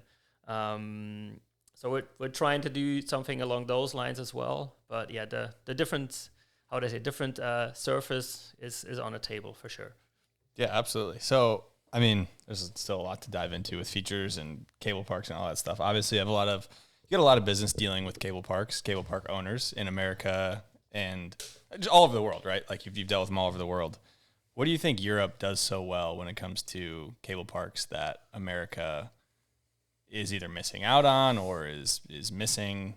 I guess you've dealt with both. Mm-hmm. So what have you seen? I think like the base of everything, like there's almost not a single park in Europe where they don't have water skis or knee boards or stuff like that. Like they tell people start on 2 skis and then go on a wakeboard. And because it's like riding a bike, you know, like everyone knows how to ride a bike, or like almost everyone knows how to ride a bike or walk or run, or even drive your car. Everything is going that direction. Going sideways, there's a lot of people even now who've never been on a skateboard before, like 25, 30-year-olds who've never been on a skateboard before. So how are you going to explain to them, well, we're going to go from 0 to 30 in 2 seconds and you'll be sideways? Like people are not used to keeping their balance back and forth, left, right, yes, driving a bike and stuff, but like back and forth. If you don't know how to do it, then like let alone doing it at 30 kilometers an hour straight away, it's very difficult. So to kind of make them feel the pull of a cable, like on 2 skis, is like riding a bike. And I'd say like 70% of everyone who tries it will be able to at least make it to the first turn. You know, there's a few people who simply can. You put them on a knee board, they'll do their laps. They're happy. But the goal has to be to get everyone doing a lap on water skis. And if they can't, that's when you put them on a wakeboard. And even if they make it to the first corner, they'll be sold. They'll be, oh, this is it. So, and this is how we include, like how we make the sport attractive for beginners, for people who've never done it before. Because I hate to see people get on a wakeboard for the very first time and not even make it off the dock. You know, because they're never going to try it again. They go like, no, this is nothing for me. You know, if they make it to the first corner, they'll be hungry to get to the second one. And if they make it to the second one, you tell them, dude, like that's you already did the most difficult part. The rest is easy. And if they make their first lap, dude, they're hooked forever. And that's what you need to get to. But if you don't even put them on skis, then the chances are that, I mean, you'll have like a 50% chance that they'll never try it again because they go like, no, I'm just making a fool out of myself, like falling at the start every single time. Yeah, I couldn't agree more with the water ski thing. And I think the way you phrased it was good. You're used to riding a bike standing forwards, handle in your hand like this. That's the most easy thing to think of. And also the slams are not as, in my opinion, as bad. On a wakeboard, if, you always see the off the dock, toe edge, face slam, like that's as bad as it gets. Yeah. Like, Yeah, pretty much. So, yeah. I mean, are there other things that you see, either operation wise or anything? I think that what they do really good in Europe is in incorporating everyone. They explain it very well. Even the way people get to a park, in most cases, they will know exactly where to go to. They'll okay, I need to go there. There's people working there who know exactly what they're talking about, probably here as well. But then you buy your ticket, you get and there's like a walkway you go through. You get you get your that. That's how you get out. Those are the dressing rooms. So it's pretty straightforward. They know exactly what to do. They go to the dock, and the operators, they help you. They like, have you done this before? No, you've never done. So okay, let's do it like this. Like, and they help people. Like in bigger parks in Germany during summer, if it's full, there's 3 people standing on a dock. There's one guy doing lines, there's one guy operating, and there's one guy on the dock helping beginners. I don't know if I've ever seen this here, but it's so important because there's nothing more frustrating if you're trying to get up, and the guy is just pushing buttons going like, yo, you're up, and then he doesn't even look at you, and you fall, and then the only thing it says, swim out of the way, the next one needs to go, and you're like, why would I try this again, So this place sucks. Exactly. So it's just like helping people, and I think most European parks, they do a really good job at that. I mean, some do an excellent job, even like in Lithuania, they got like the cable college thing going on where they actually, they give people goals to go to. Like, your first goal is that corner, then the next goal is doing a full lap, your next goal is doing that, and those goals make people come back all the time. And I think it's something that because wakeboarding isn't easy. I mean, if you've never done it before, and you just need to make sure that you give them all the tools, that they know how to do it, and once they can, then they'll come back, So yeah, and I feel like never putting the customer in a position to have to ask a question. Have the people on the dock have them ask before they're even. You obviously know this person hasn't done it before. They look like they're new. Don't make them ask you, how do I do this? Ask them if they've done it before, so they don't feel weird. Yeah, that's another good one. Yeah. I don't know. I think that's important. I mean, park layouts, that's something we think about, but there's a lot of things, even I was like, for beginners, hitting features, to think about that, having the right features for that, having a proper placement for the features. You can't have a beginner feature at like 7-8 meters from the cable, which means they'll have to like mac into it to hit their very first table. It's super dangerous. You want it as close to the cable as possible, not too close so they don't hit it when they go straight, but it should be easy for them. And once, again, I always say, when someone hits their first feature, they'll buy a board, they'll buy a wetsuit, they'll buy like a helmet, they'll buy everything, because they don't want to rent everything. And I hit the first one, I'm going to hit the second one, I'm going to hit that one. I see the path now where I can exactly. do this on my own. So, and even which features, there's like, okay, this is going to be your first feature. And that's, again, we're talking about the operator who's explaining them. Go on this one first. If you make it, let me know, and then we'll go on the next one. We'll go on the next one. So it's basically guiding people onto their path, because the minute you can do full circles, I always say you're not a beginner anymore. Because the minute you can do full laps, that's when you start to look at those white things in the water. You're like, okay, I want to do something now. Because, laps, you can do laps everywhere in the world. It's the same thing. It's the same, I mean, same machine, whatever. But the minute you start to go over features, that's when stuff starts to get interesting. And that's the main reason. That's why I tell people always how important it is to have a proper park or proper beginner features. Because if your first feature is too difficult for a beginner, he's going to go somewhere else. He's going to go to a different park. So it's easy to get people on the water. It's more difficult to keep them at your park, because you have to offer them something, so. Okay. Speaking of keeping people at your park, how often do you think a park should change their setup? I don't know. I would say like two times a year minimum. Okay. I'd say like do like a summer park and a winter park.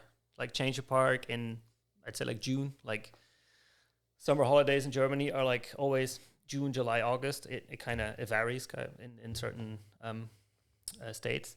But make sure there's a summer park, and the summer park should be easy, because that's when the most beginners get there. And then after summer, September, that's when you can make like the winter or fall park, which can include a few hacks and stuff. And that's when you're going to attract people when it gets colder.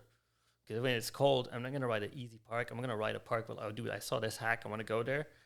I'm not going to go there in the middle of summer because the hack's not going to be there, and the same it's going to be super full. So if it's a bit more empty, I'll go there, and then it's not going to be empty anymore. So that way you can make sure that in the beginning of the season and at the end of the season, your park's going to be a bit more gnarly for those good riders who want to travel left and right, you know. And I think that's like an absolute minimum you need to have. Yeah. To say, like, because if you move the park in September, the next time you're going to move it is in June again. So even for the beginning of the year, no need to make big changes because people, they haven't ridden for like 2-3 months. It was winter. They're like still kind of getting into it. So they don't care that much if the park is completely redone.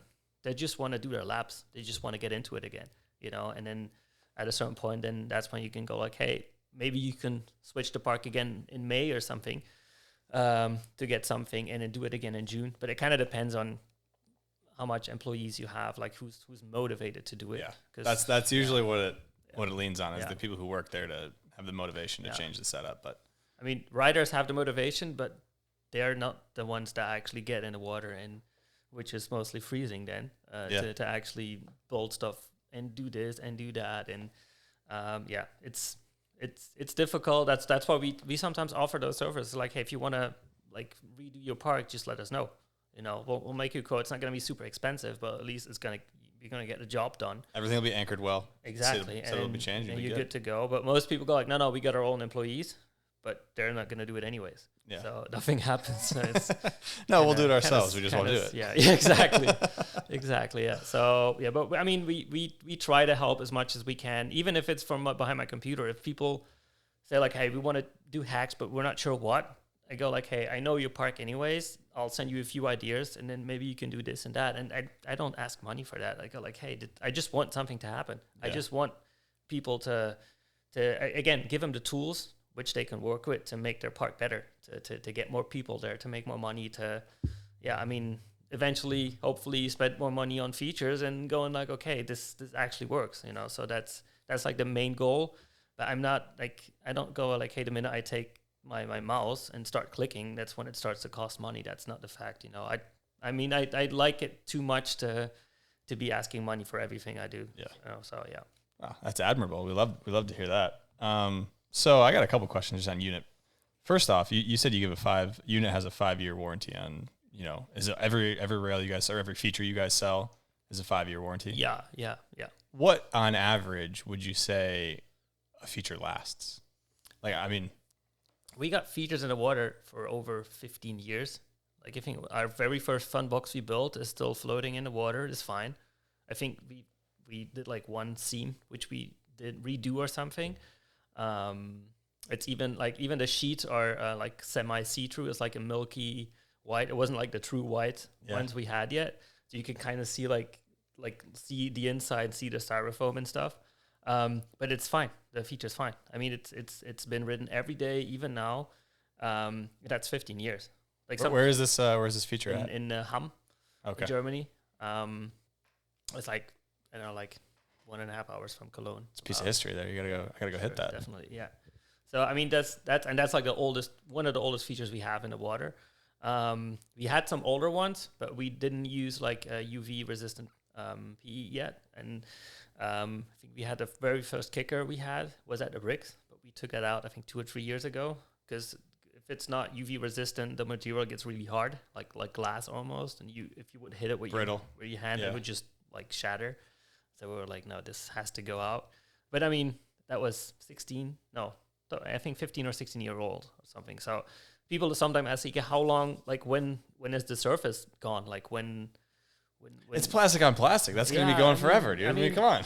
It's always a question like what's harder, the grind base or the feature? Yeah. You know, and mostly like the grind base is probably gonna be a bit softer, so that's why you lose your grind base on features. So the feature's getting bigger. Yeah, Yeah, pretty much. Yeah.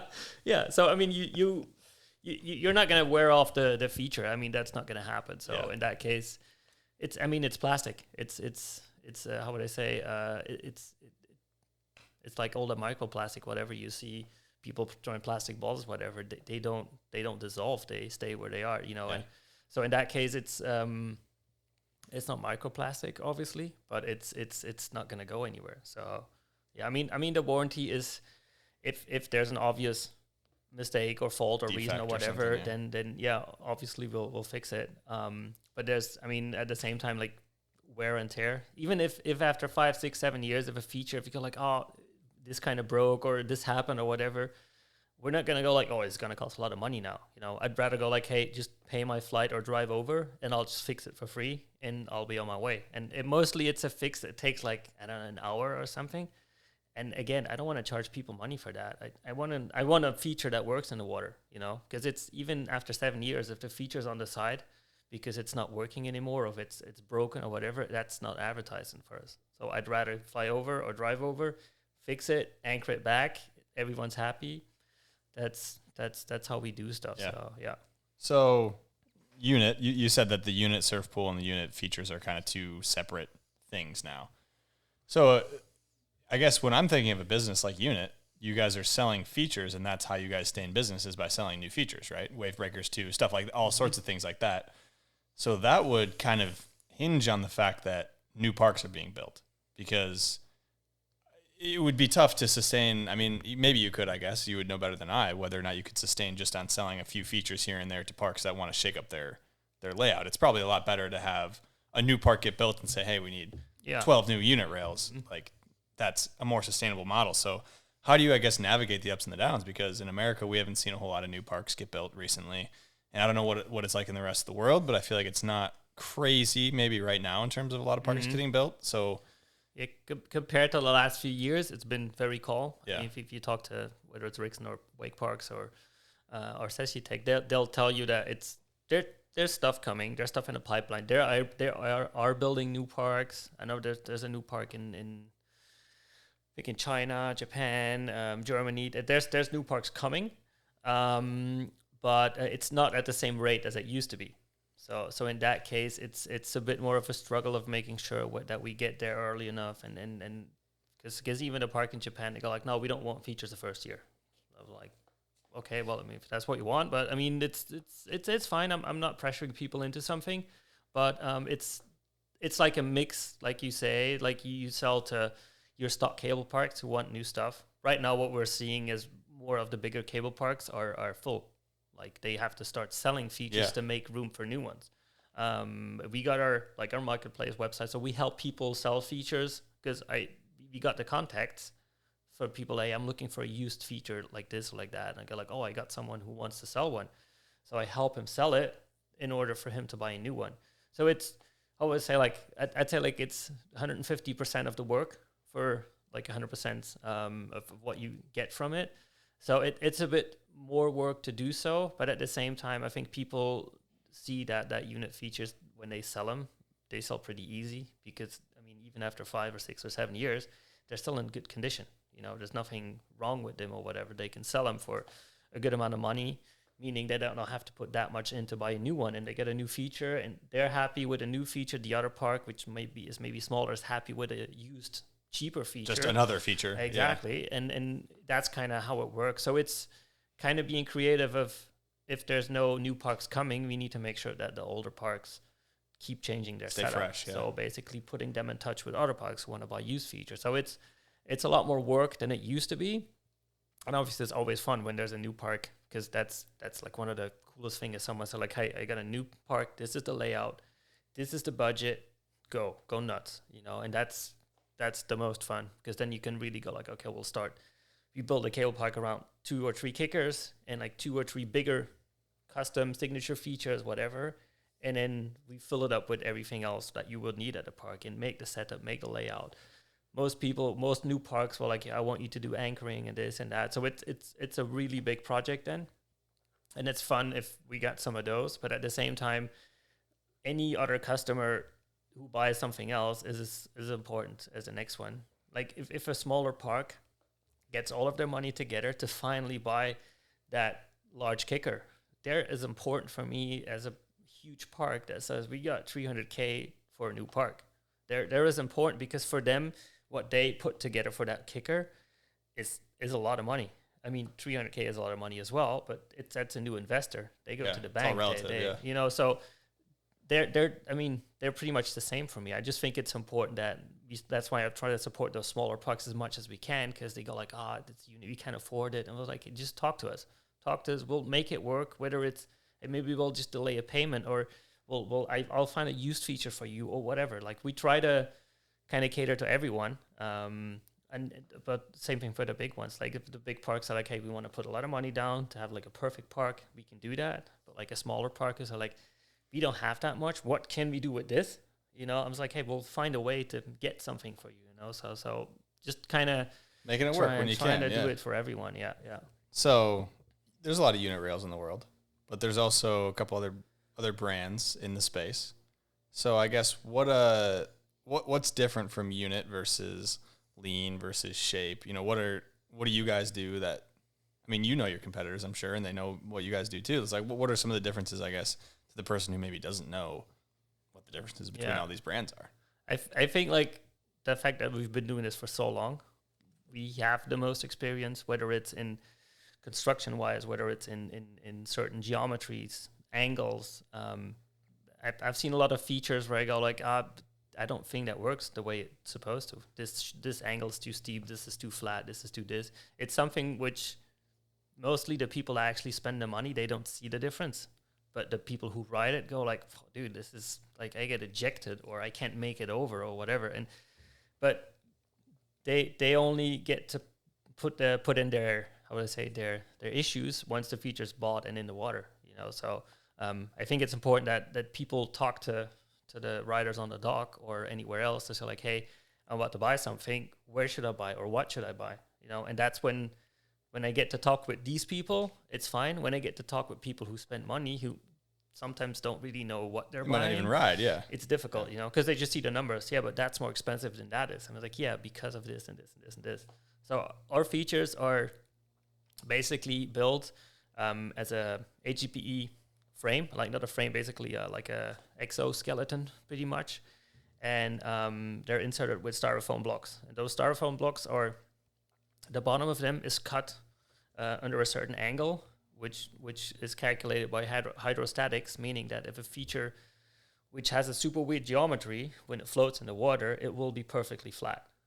It will have a certain amount of centimeters which it sinks in the water and it'll be flat. Meaning if I have another feature which has a complete different geometry, has the connection part, that one is going to swim at the same level, perfectly straight. So 2 huge features, I can build them together my own. I just move them together. We got like a tongue and groove system that fits together, bolt everything together. I'm done. I don't have to lift something. I don't need 3 people to sit onto something to make it fit in or whatever. That doesn't happen. So it's pretty easy. And that, again, is something I noticed with people assembling other features. They go like, dude, I assembled that feature. I was going to die because that it tipped over and I didn't know. And then this and that. And I was like, yeah, that happens. But I just think it's important if you throw stuff in the water that it's there. Just bolt it together and you're done. I think in Tampa we had over 10 features, 10, 12, 13 features. It took us 1.5 days to like unload, assemble, and anchor everything.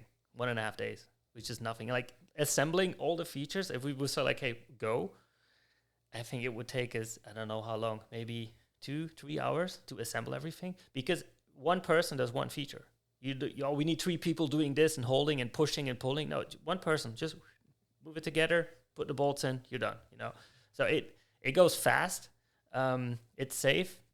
Everything's calculated the way it's supposed to. We got so much experience, so many features that we have already built. So if we're building new stuff, I take stuff from existing features. I go like, I've written this angle so many times. I know exactly where it's going to send me. If it's going to send me high enough, far enough. And meaning that even if we have features that we build for the very first time, I already know it's going to work. Obviously, it's always kind of, how would I say, like, I'm a bit nervous if you hit it the first time, but when you do, you go like, this is exactly how I envisioned it. And that's always, it puts so much pressure off to say like, I knew that was going to happen, but now I wrote it and I know it works now. So I think that's like still one of the most important things that kind of disperses us from any other competitor. And at the same time, we're I still believe that a lot of stuff that we do, people just kind of sit and wait and see, and then that's what they're doing. Okay, we'll try to do something similar now. So that's why I'm saying, like, we have to stay on the forefront, stay like set new trends, and instead of looking left and right, we're just looking forward and try to do new stuff instead of trying to see what everyone else is doing. Yeah, stay in your lane and do a good job what you're doing. So I think now's a good time for a segment called Deserve Some Love, which is presented by Driftline. Driftline makes board shorts. If you need board shorts, get some Driftline board shorts. They got a wetsuit liner in them. Keep you protected, keep you warm. Got some good styles. They're shipping, internationally now, so you can get them in Germany if you're over there listening.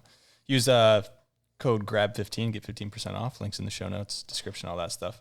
So Deserve Some Love is just a segment where you can give love to someone who maybe, some people name riders who didn't get the sponsor support. Some people name, coworkers, people they work with who just have helped them out a lot. So just someone that maybe didn't get the shine or the love that they deserved. And it doesn't have to just be one person. It can be, a group of people or anything like that. So, yeah. I think pretty much everyone who kind of brought me there where I am now, who just gave me the possibilities to do what I'm doing now. I think it was Benny Zeus who put me in touch with Hannes from Unit. He said, like, hey, talk to this guy. I'm sure he'll be able to do that. So he set the first contact, and I mean, this is I mean, now I'm sitting here like 15 years later, pretty much. So same thing with Hannes. It's how would I say, like, kind of trusting me with more and more stuff. So what I can do. Yeah. So I'm super grateful for that. I learned a lot from him, like on the business side and stuff. And sometimes when I'm struggling or not sure to know, like, is this should I do it like that or not? Like, he's got some extremely good ideas and is extremely creative. Like, there's a lot of, how would I say, like brands or brand names or stuff that he kind of came up with, where I go, like, which is like an established brand right now, like the Unit Park crew thing. That comes from him. Like, even part of Wakeline, the surf pool, like, he's got so many great ideas that, like, he's definitely like an example for me. And I think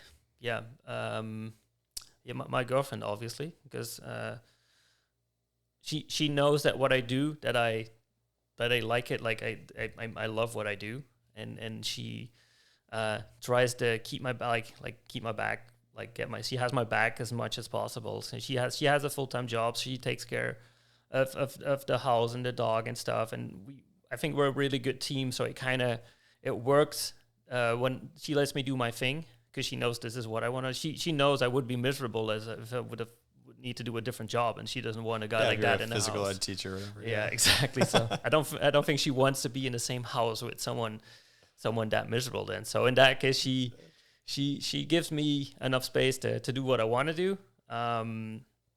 So yeah, definitely very grateful for that. And then, yeah, just pretty much any of our colleagues and all cable parks that support us. I mean, there's a lot of parks that have supported us since day one and still do, and they don't even think about buying something left and right. So they stay true to us, and we got ups and downs, they got ups and downs. Sometimes they have a bad season. No one's putting any pressure on someone, but at the same time, like, if we can support or help someone, then yeah, we're definitely as well a good team with those parks that support us. So yeah. That's good. Those are some good answers there. That's a good few right there. I like that.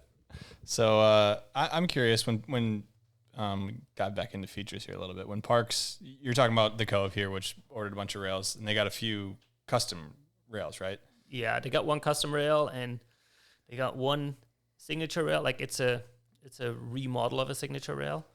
Okay. Which works extremely well. I'm super stoked about it. Yeah. You hit it? Like, yeah, I did. Okay. We changed a bunch of things on it. We dropped the price with, I think, almost 10Ks. So it's 10Ks cheaper now. But it's so good. It's so good. So yeah, I'm not gonna say what it is. Well, I'm sure you'll see eventually. You'll find out early enough, but it works really good. Yeah. So I guess I'm curious, when a park is, in the design phase and the talking phase of getting a custom feature, what are some constraints that maybe the people who are designing and excited about the rail or feature might not understand, that you guys are like, well, we are limited in terms of, you know, whether it's fitting in a container or whatever, you know, other things that you have to explain to people. I think if we would build rails, like some people when they send us designs, if we would build them exactly like that, it would be catastrophical. It would not work. Like certain angles, widths, heights, this, that, and they go like, do you guys have a tape measure? Because like measure how high this is. Like this, there's no way. No, yeah, but I wrote this thing and it is this high. It's like, yeah, it's homemade. And who rides it? Like it's impossible. And it's a few people can hit it, but it's huge.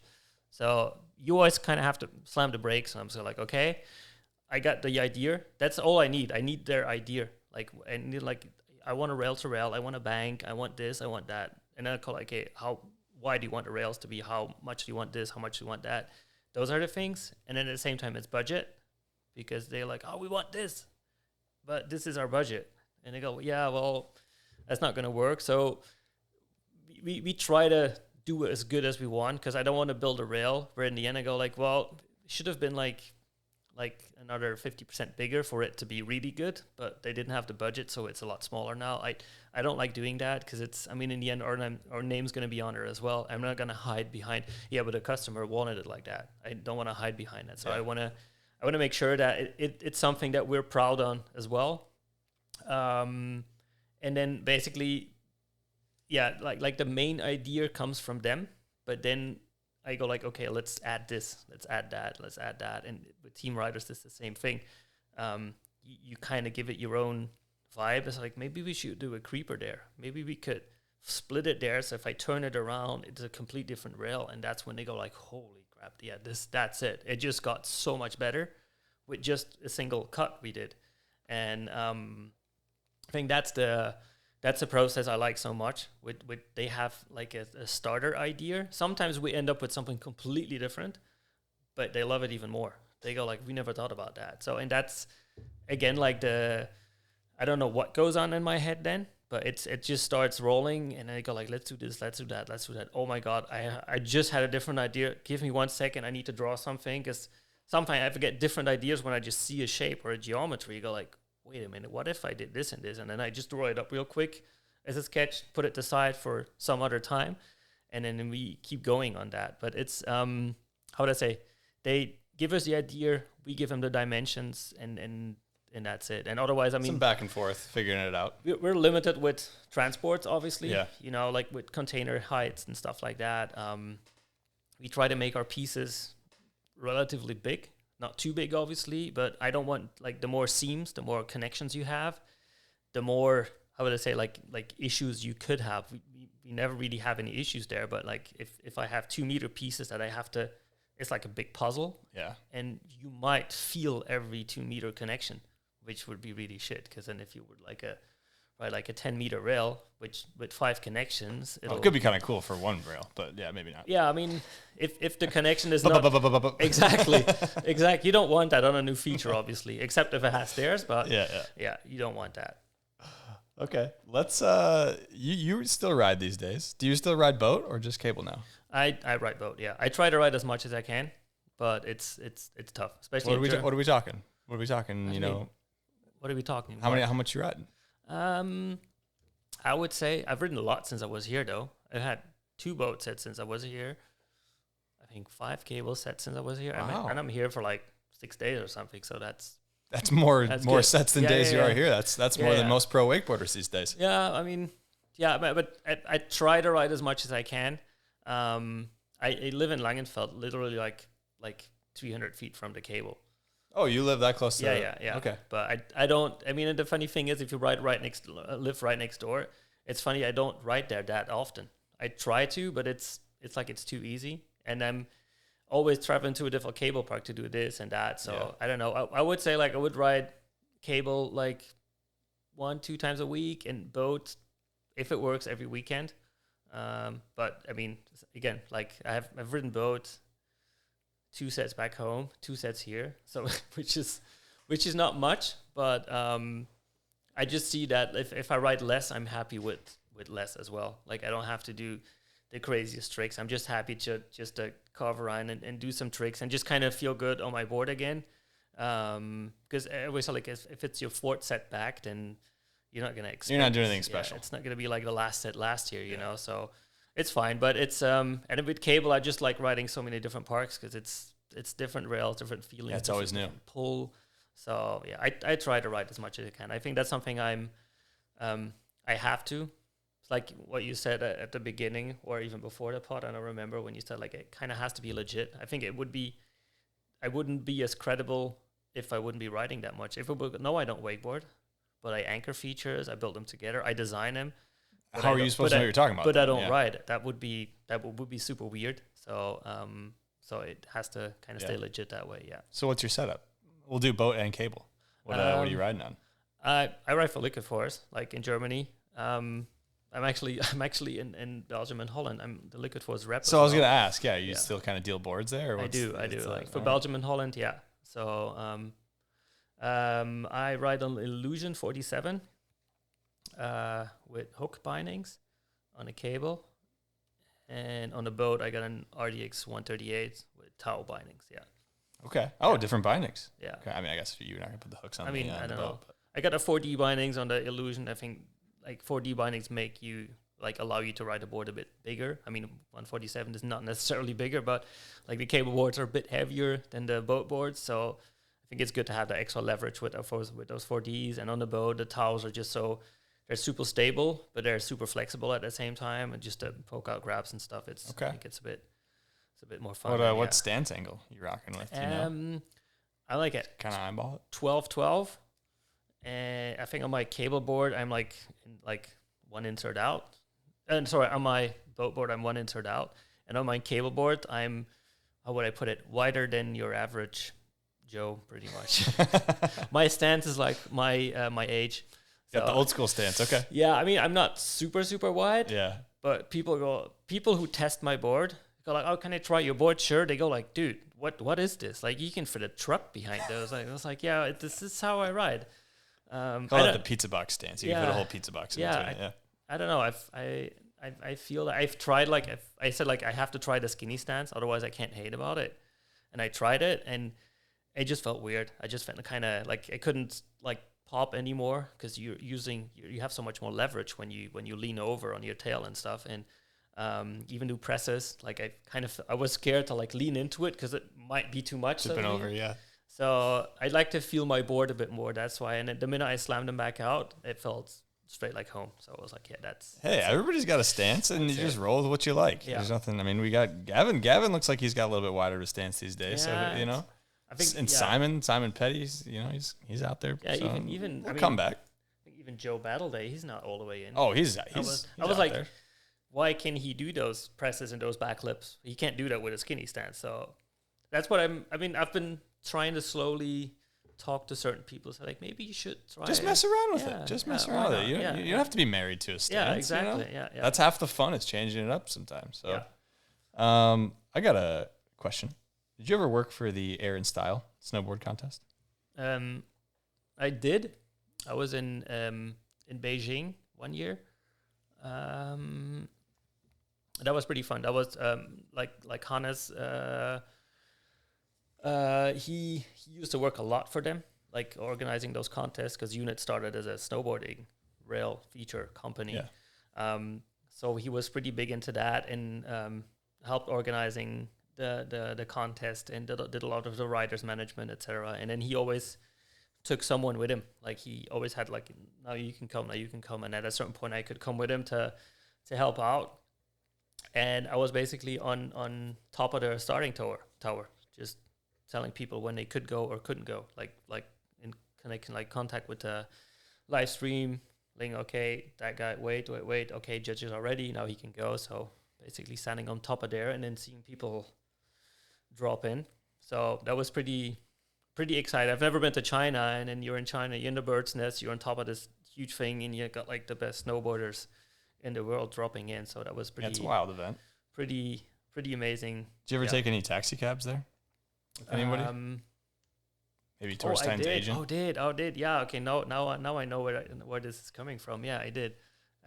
We watched that yesterday. We watched Orgasm and like Dex Carrington, like his so-called manager. He's like the funniest guy in the world, and we met him there. And I think even on the way back from the bird's nest to the airport, he was in the same cab. I think it was like half an hour drive, and I've laughed half an hour like nonstop. Like he's a stand-up comedian as well, and he's like the funniest guy out there. Like for everyone who hasn't seen Horgasm, check it out. I'll throw it in the link. It's not as bad as a name sounds, but it's like a must see if you haven't seen it. There's so many funny quotes that you'll probably carry on for the rest of your lives. It's so good. Yeah, definitely. He's a funny guy, and it's like a skit wakeboard or snowboard movie. It's an absolute must watch. So I'll throw that in the show notes. Now for a quick word about the Malibu rider experience. Ready to see how you stack up against other riders for a shot at a regional championship? Then it's time for you to compete in the Malibu Boats Rider Experience.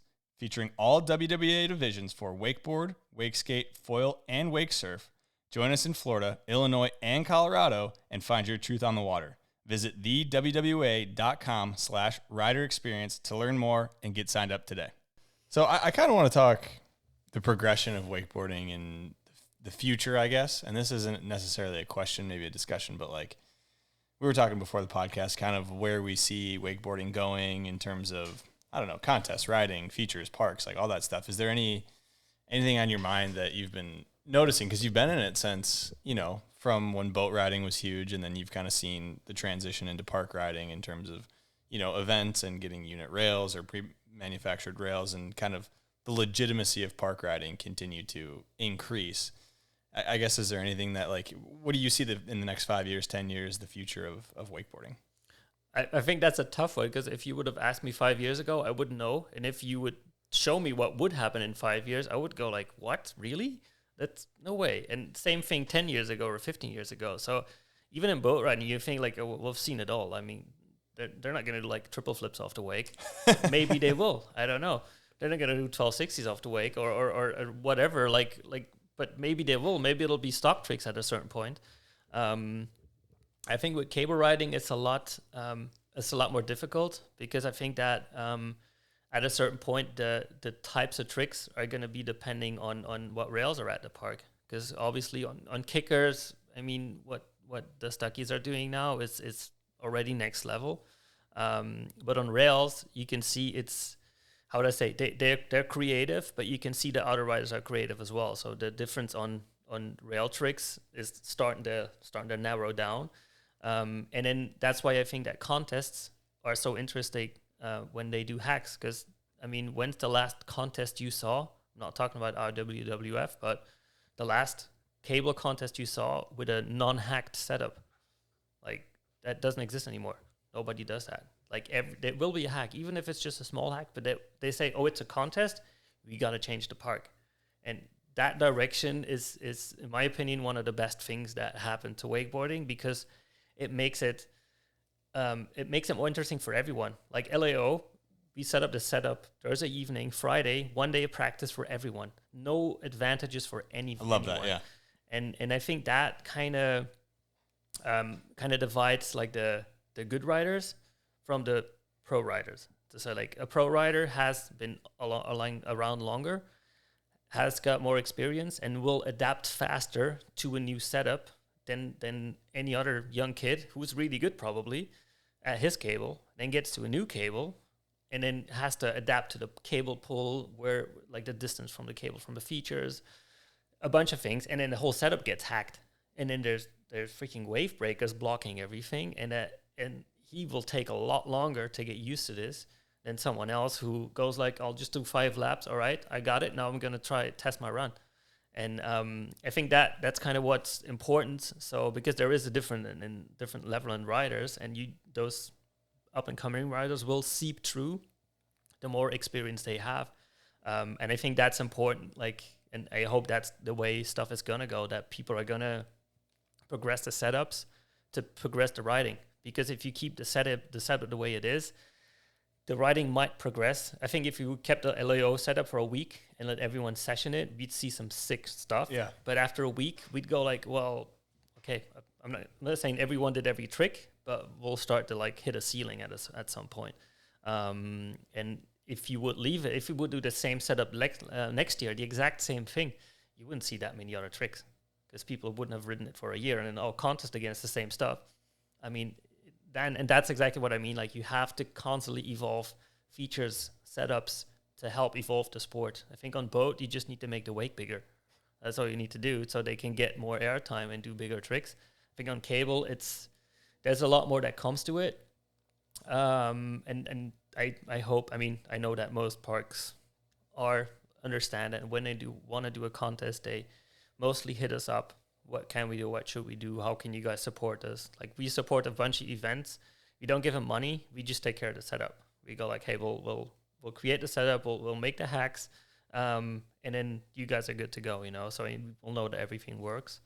So I think that's important, that the sport evolves in that direction. And I think what we touched before is for beginners, to make it accessible for them. I hope that evolves as well, that we're thinking about new signature features, but we're also thinking about how can we make features that are accessible for beginners, make them maybe even lower, wider, like where it's a complete no-brainer for beginners to go like, I think I can do that, not like, I'm not sure I can do this. Like, I think I can do that. And the minute they think that, they'll hit it and they'll be like, yes, this is it, and that's what we're trying to do. And we just hope that parks, they have to see it the same way. This discussion's been going on for a few years now. Like, how can we make the sport grow again? Because during and after COVID, everything just skyrocketed, but it was absolutely not sustainable. Yeah. And then it completely dropped out again. And people are like, oh, wakeboarding's dead, or like the sport's not growing anymore. Like, let's see how it was in 2018 and compare it to what it is now, and it's fine. It's fine. Like, forget that bubble, that burst, that doesn't count anymore. We'll just carry on how we did in 2018, and we'll make it grow again. And I'm sure like next year we'll all be at the like at a proper level where we can people are going to start making money again. And so that's where I wanted to see it go. But we just have to open up the sport for more people, put more time and energy into beginners and into intermediate riders, because those are the ones that buy boards and keep the sport alive, So I think that's important. And at the same time, pro riders are important as well, obviously. But I think, and you can see that what's happening with most of the pro riders, like suddenly everyone's doing clinics and camps and wakeboarding schools and apps and this and that. So they're looking for a plan B. How can I keep like stay in the industry and keep making money wakeboarding without just riding? You need to do more right now. And that's why you see some of the like the Peacock brothers or Nico or there's so many riders that put that much work into being a pro, and those are the ones that are gonna like stay on top of their game, Yeah. So that's kind of, I think, how the sport is evolving, which is good for beginners, because suddenly you can choose which camp you want to do. There's like a wakeboard camp everywhere, every day, which is cool, because suddenly people who want to learn new tricks go like, hey, let's do a camp over there. So I think that's kind of a means to an end, because maybe sponsors are like cutting budgets a bit, so you need to find another way to get some money. But I don't think it's good. I think it's sad that certain team riders get dropped or whatever, or budgets are being cut. But it's not because people up there are putting more money in their pockets. It's because we're selling less boards. So I think we need to find a way. How can we sell more boards? How can we bring more people into the sport? And that's when you say like, where do you see the sport going in the next 5 years? I'm more looking at the bottom of the sport and saying like, I hope in 5 years we got more people wakeboarding. The bottom feeds the top, so the bottom has to be strong. Yeah, exactly. For sure. We can do what we can because of those people at the bottom. If parks don't make any more money because there's not enough people riding, they're not going to buy features. So it doesn't make sense for me to build like the sickest custom signature triple transfer whatever feature if they don't have a simple table, or if they don't have beginners coming into the park, So it's that's why we're trying to look both ways at the same time, because you need those features, but you definitely need those as well. And that's how we're trying to like help people out to say like, okay, this is something where you'll get your beginners on the water, you'll get them on plastic, and to keep the sport growing, obviously. So yeah, I think that's a good point you hit on there with the whole bottom. You got to focus on that area, because that's people don't get into sports when they're 30 years old. Like adults don't.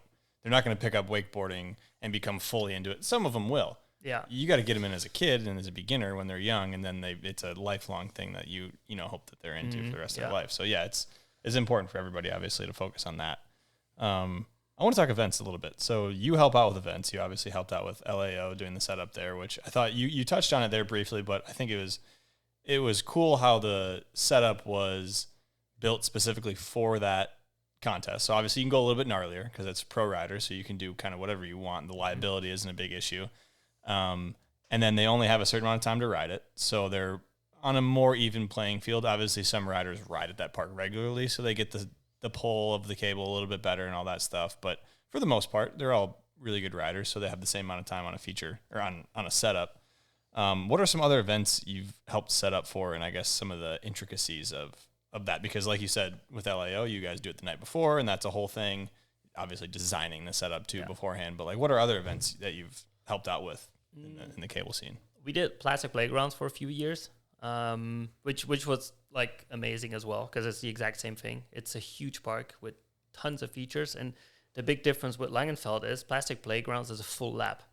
Like Langenfeld too much. Langenfeld, yeah, definitely like way too much. Like, for most of the riders, they were like, I don't even know if I can. For the spectators too, yeah, we can. I think we can eliminate that. Yeah, full cable lap. We don't need that. Definitely. But I mean, that was crazy because there were so many hacks and so many different things. It's nuts. So that was sick. We got Munich Mash, which we're doing every year.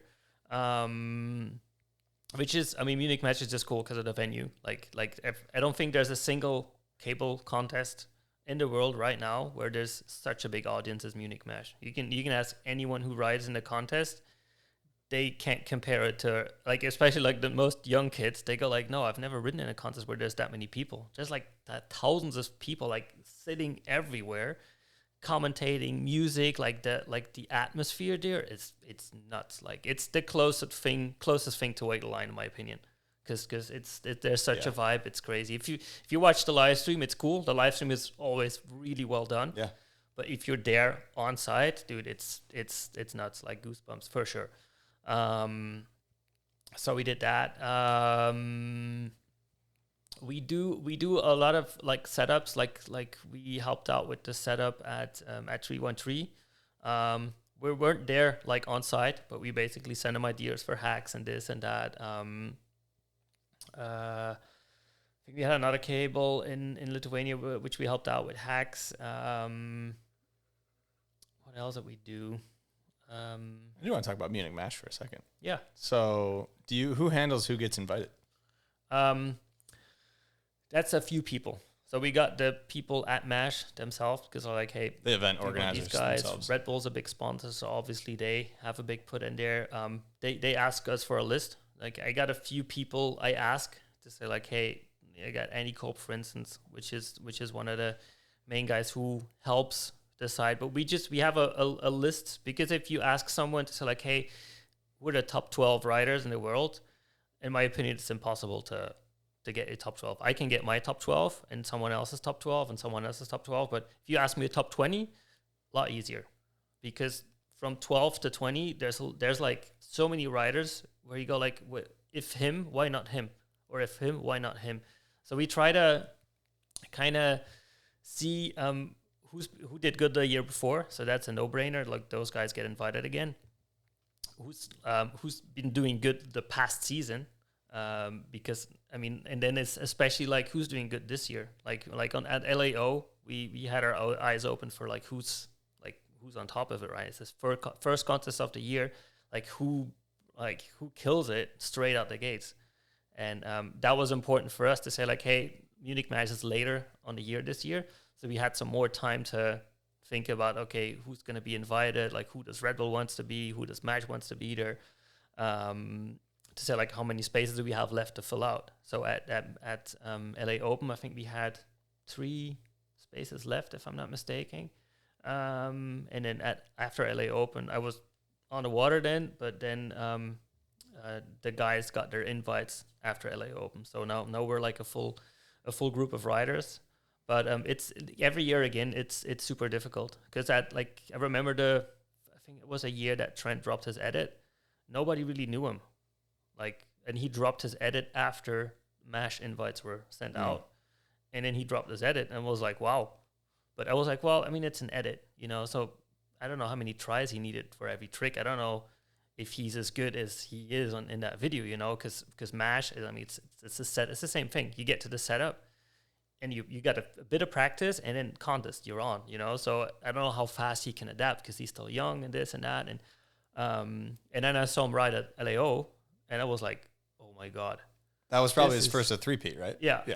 And I was like, oh my God, like it's like watching his video.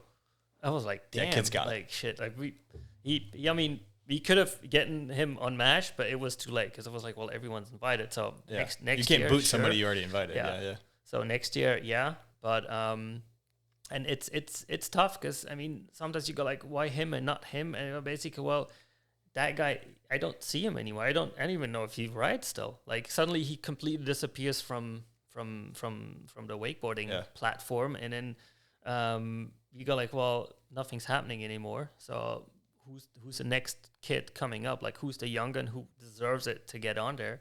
But still, I got like a list of 5, 6, 7 people where I go like, I'd love to see him in there, and they're not at position 12 to 20. They're all in position 13.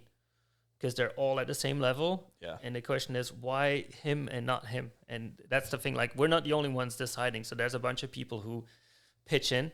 And at a certain point, we have to like, okay, this is it. So, that's pretty much how it works. And Yeah. So you got it locked in for this year, though. I think it was cool how you guys did it this year. For those who don't know, there was like you handed out invites to people who basically had, I don't know, made a good impression at LAO. Did what was sick. It was obviously pushing the sport, riding really well. So I think that's a cool little bonus thing to see. I think from Langenfeld Open. What gets you hyped on wakeboarding right now? Oh, we talked about it yesterday, I guess, as well. I don't remember. I think what gets me hyped on wakeboarding right now is, I don't know, just the fact that I can ride with friends and I think what got me really hyped. I think 2 days ago I was riding with Luca and Ty and Max, and I was riding and I did a trick, and they got they cheered in the boat and stuff like that. And I don't want to say like I still felt like kind of a 41-year-old fanboy or something, but I kind of did. But then I was like, it's so cool how these guys, they don't know me, but we've never met. Like they like a guy from Liquid Force set us up so I could just have a set with them.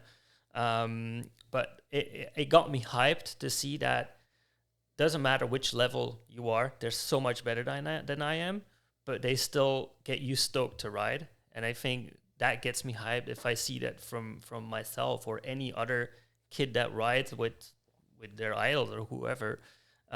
That they just pass the stoke. They go like, dude, this is wakeboarding. It's awesome. We all ride together. Like you're at this level, I'm at that level, he's at that level, but it's wakeboarding, And I think that's what gets me stoked, that people come together to do what they do. And I think that's what I think is great at the sport right now. That it's not that much about competition. It's just about like hanging out. I mean, what I've been doing the past few days here, just meeting up with so many people who share that same passion. It's the great equalizer, board sports. It's exactly. Cool. It doesn't matter age, doesn't matter gender, none of that stuff matters.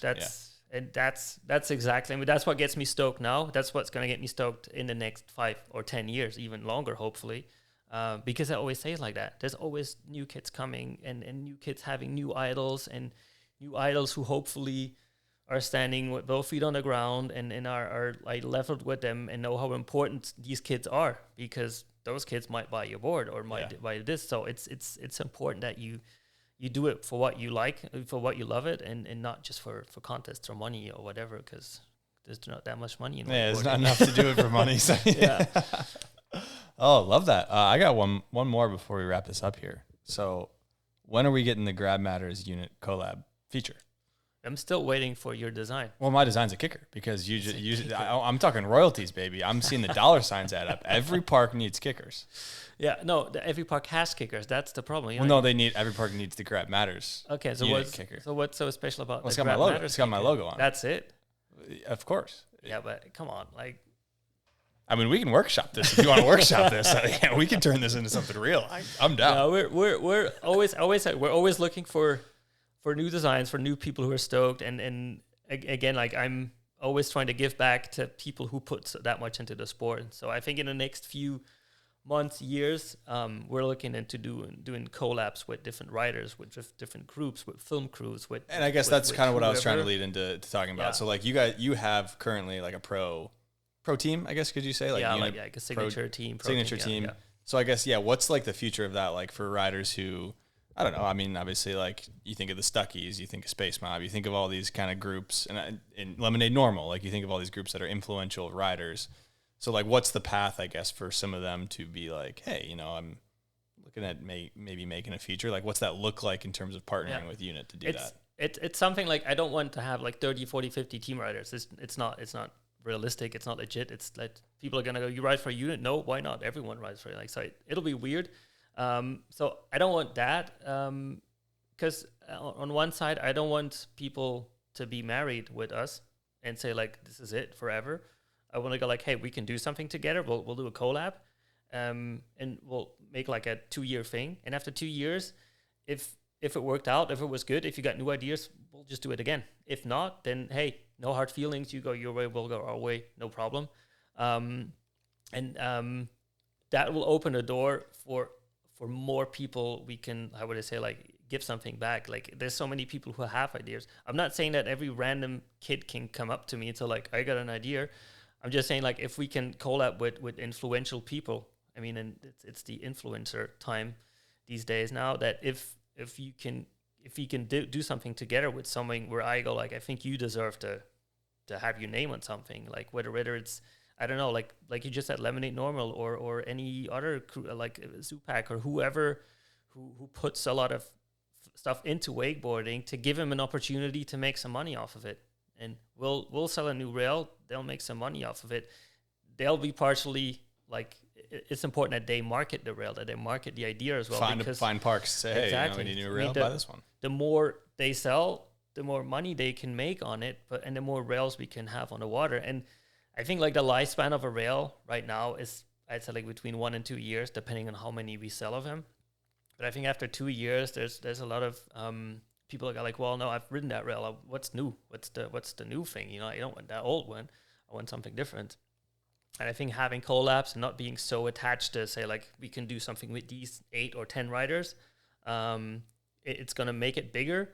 And we'll have the opportunity to do stuff with people, which I got a list of people I want to do stuff with, but I got like, I don't want to like incorporate in completely in a team, because at a certain point it's not gonna be professional. It's watered down. It's just weird. Yeah. It's not. So I don't want that, but I still want to give back and give those guys an opportunity, guys or girls or groups, the opportunity to do something, So I think that's what we're gonna work on the next few months. And then the goal is to basically release new features a few times a year, and not like standard features, but proper like proper custom signature collab features, whatever. So it'll be interesting because it gives me the chance to take people who have complete different riding styles. Like someone who he's maybe not the sickest technical rider, but he's got the sickest style, meaning that feature should reflect him. Yeah.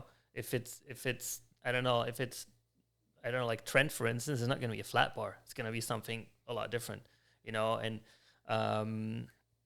that's what we definitely want to do. Just to I don't know, it's like get new features, get new influences from people, because even I have so many ideas, but I want to like pick people's brain and like, if you would design a feature, what would it be? What would it look like? And the funny thing is, a lot of people go like, I don't know. I never thought about that. That's an answer I get like half of the time. That's crazy. You got to be thinking, because I feel like, how can you not? I know, right? But because like, I was like, depending how much they're into riding, but I think a lot of people are that much into riding that they just ride what's in front of them. Yeah. But to get like, hey, what does your perfect feature look like? I mean, I don't know, if I would shoot that question at you, would you be able to tell me straight away what it is? And it can't be a kicker. Well, it has to have some form of airtime incorporated, because of the whole grab thing's got to be worked in there. So, kicker to lander of some sort. But I'd have to pull out my little book over there with some drawings in it. Yeah. I mean, it's tough, because then people come with ideas and they go, yeah, that's that feature. We already have it. What about that one? That already exists. It's like right now, it's not easy to to come up with new stuff. Yeah. You know, even doing setups like the LAO setup. At a certain point, obviously, the park switches out features and stuff, but at a certain point, you go like, dude, I'm starting to lose features to build together, because I mean they got tons of features, but if it's a smaller park, do hacks 1 year, second year, third year. If you don't buy any new things, like we're gonna have to start over, you know. So it's difficult, and same thing with designing new features. At a certain point, you go like, you're starting to draw something, and at a certain point, you go like, wait a minute, I think that looks like, oh shit, okay. So then, okay, let's do something else. So it's like I get a writer's block sometimes where I really go like, it doesn't work. It's funny thing is, like mostly when I'm on planes, I got so many ideas when I'm on planes. Well, it's that 30,000 foot view. You can see the world differently up there, man. So weird. And then suddenly it hits me, and I go like, oh, you got to do something. And the minute I land, I get my computer and can do like a proper drawing. But it's interesting to see how stuff like that happens. So yeah, I'm hyped to see what people come up with, and how this is going to be transferred to parks, and how this is going to affect riding in the next few years. You know, how this is going to progress everything. Yeah, it's a little glimpse into the future unit there. That's pretty cool. So wrapping this up, I mean, is there anything you want to touch on, or anybody else you want to thank? You did a couple good ones on the Deserve Some Love segment, but anybody else? I don't know. I'd say like, yeah, I mean, my parents supported me a lot in the beginning, because I always said like, I mean, if you're so young, you don't have money. So my dad had to buy my first board, and he had a boat, so but he had to pay gas and this and that. So I think it's super important that those people who allow you to kind of do your thing at first, I would definitely thank those. Thank the guys at Tom Ellis at the wakeboard school in Dubai to kind of made me live the endless summer a few years in a row.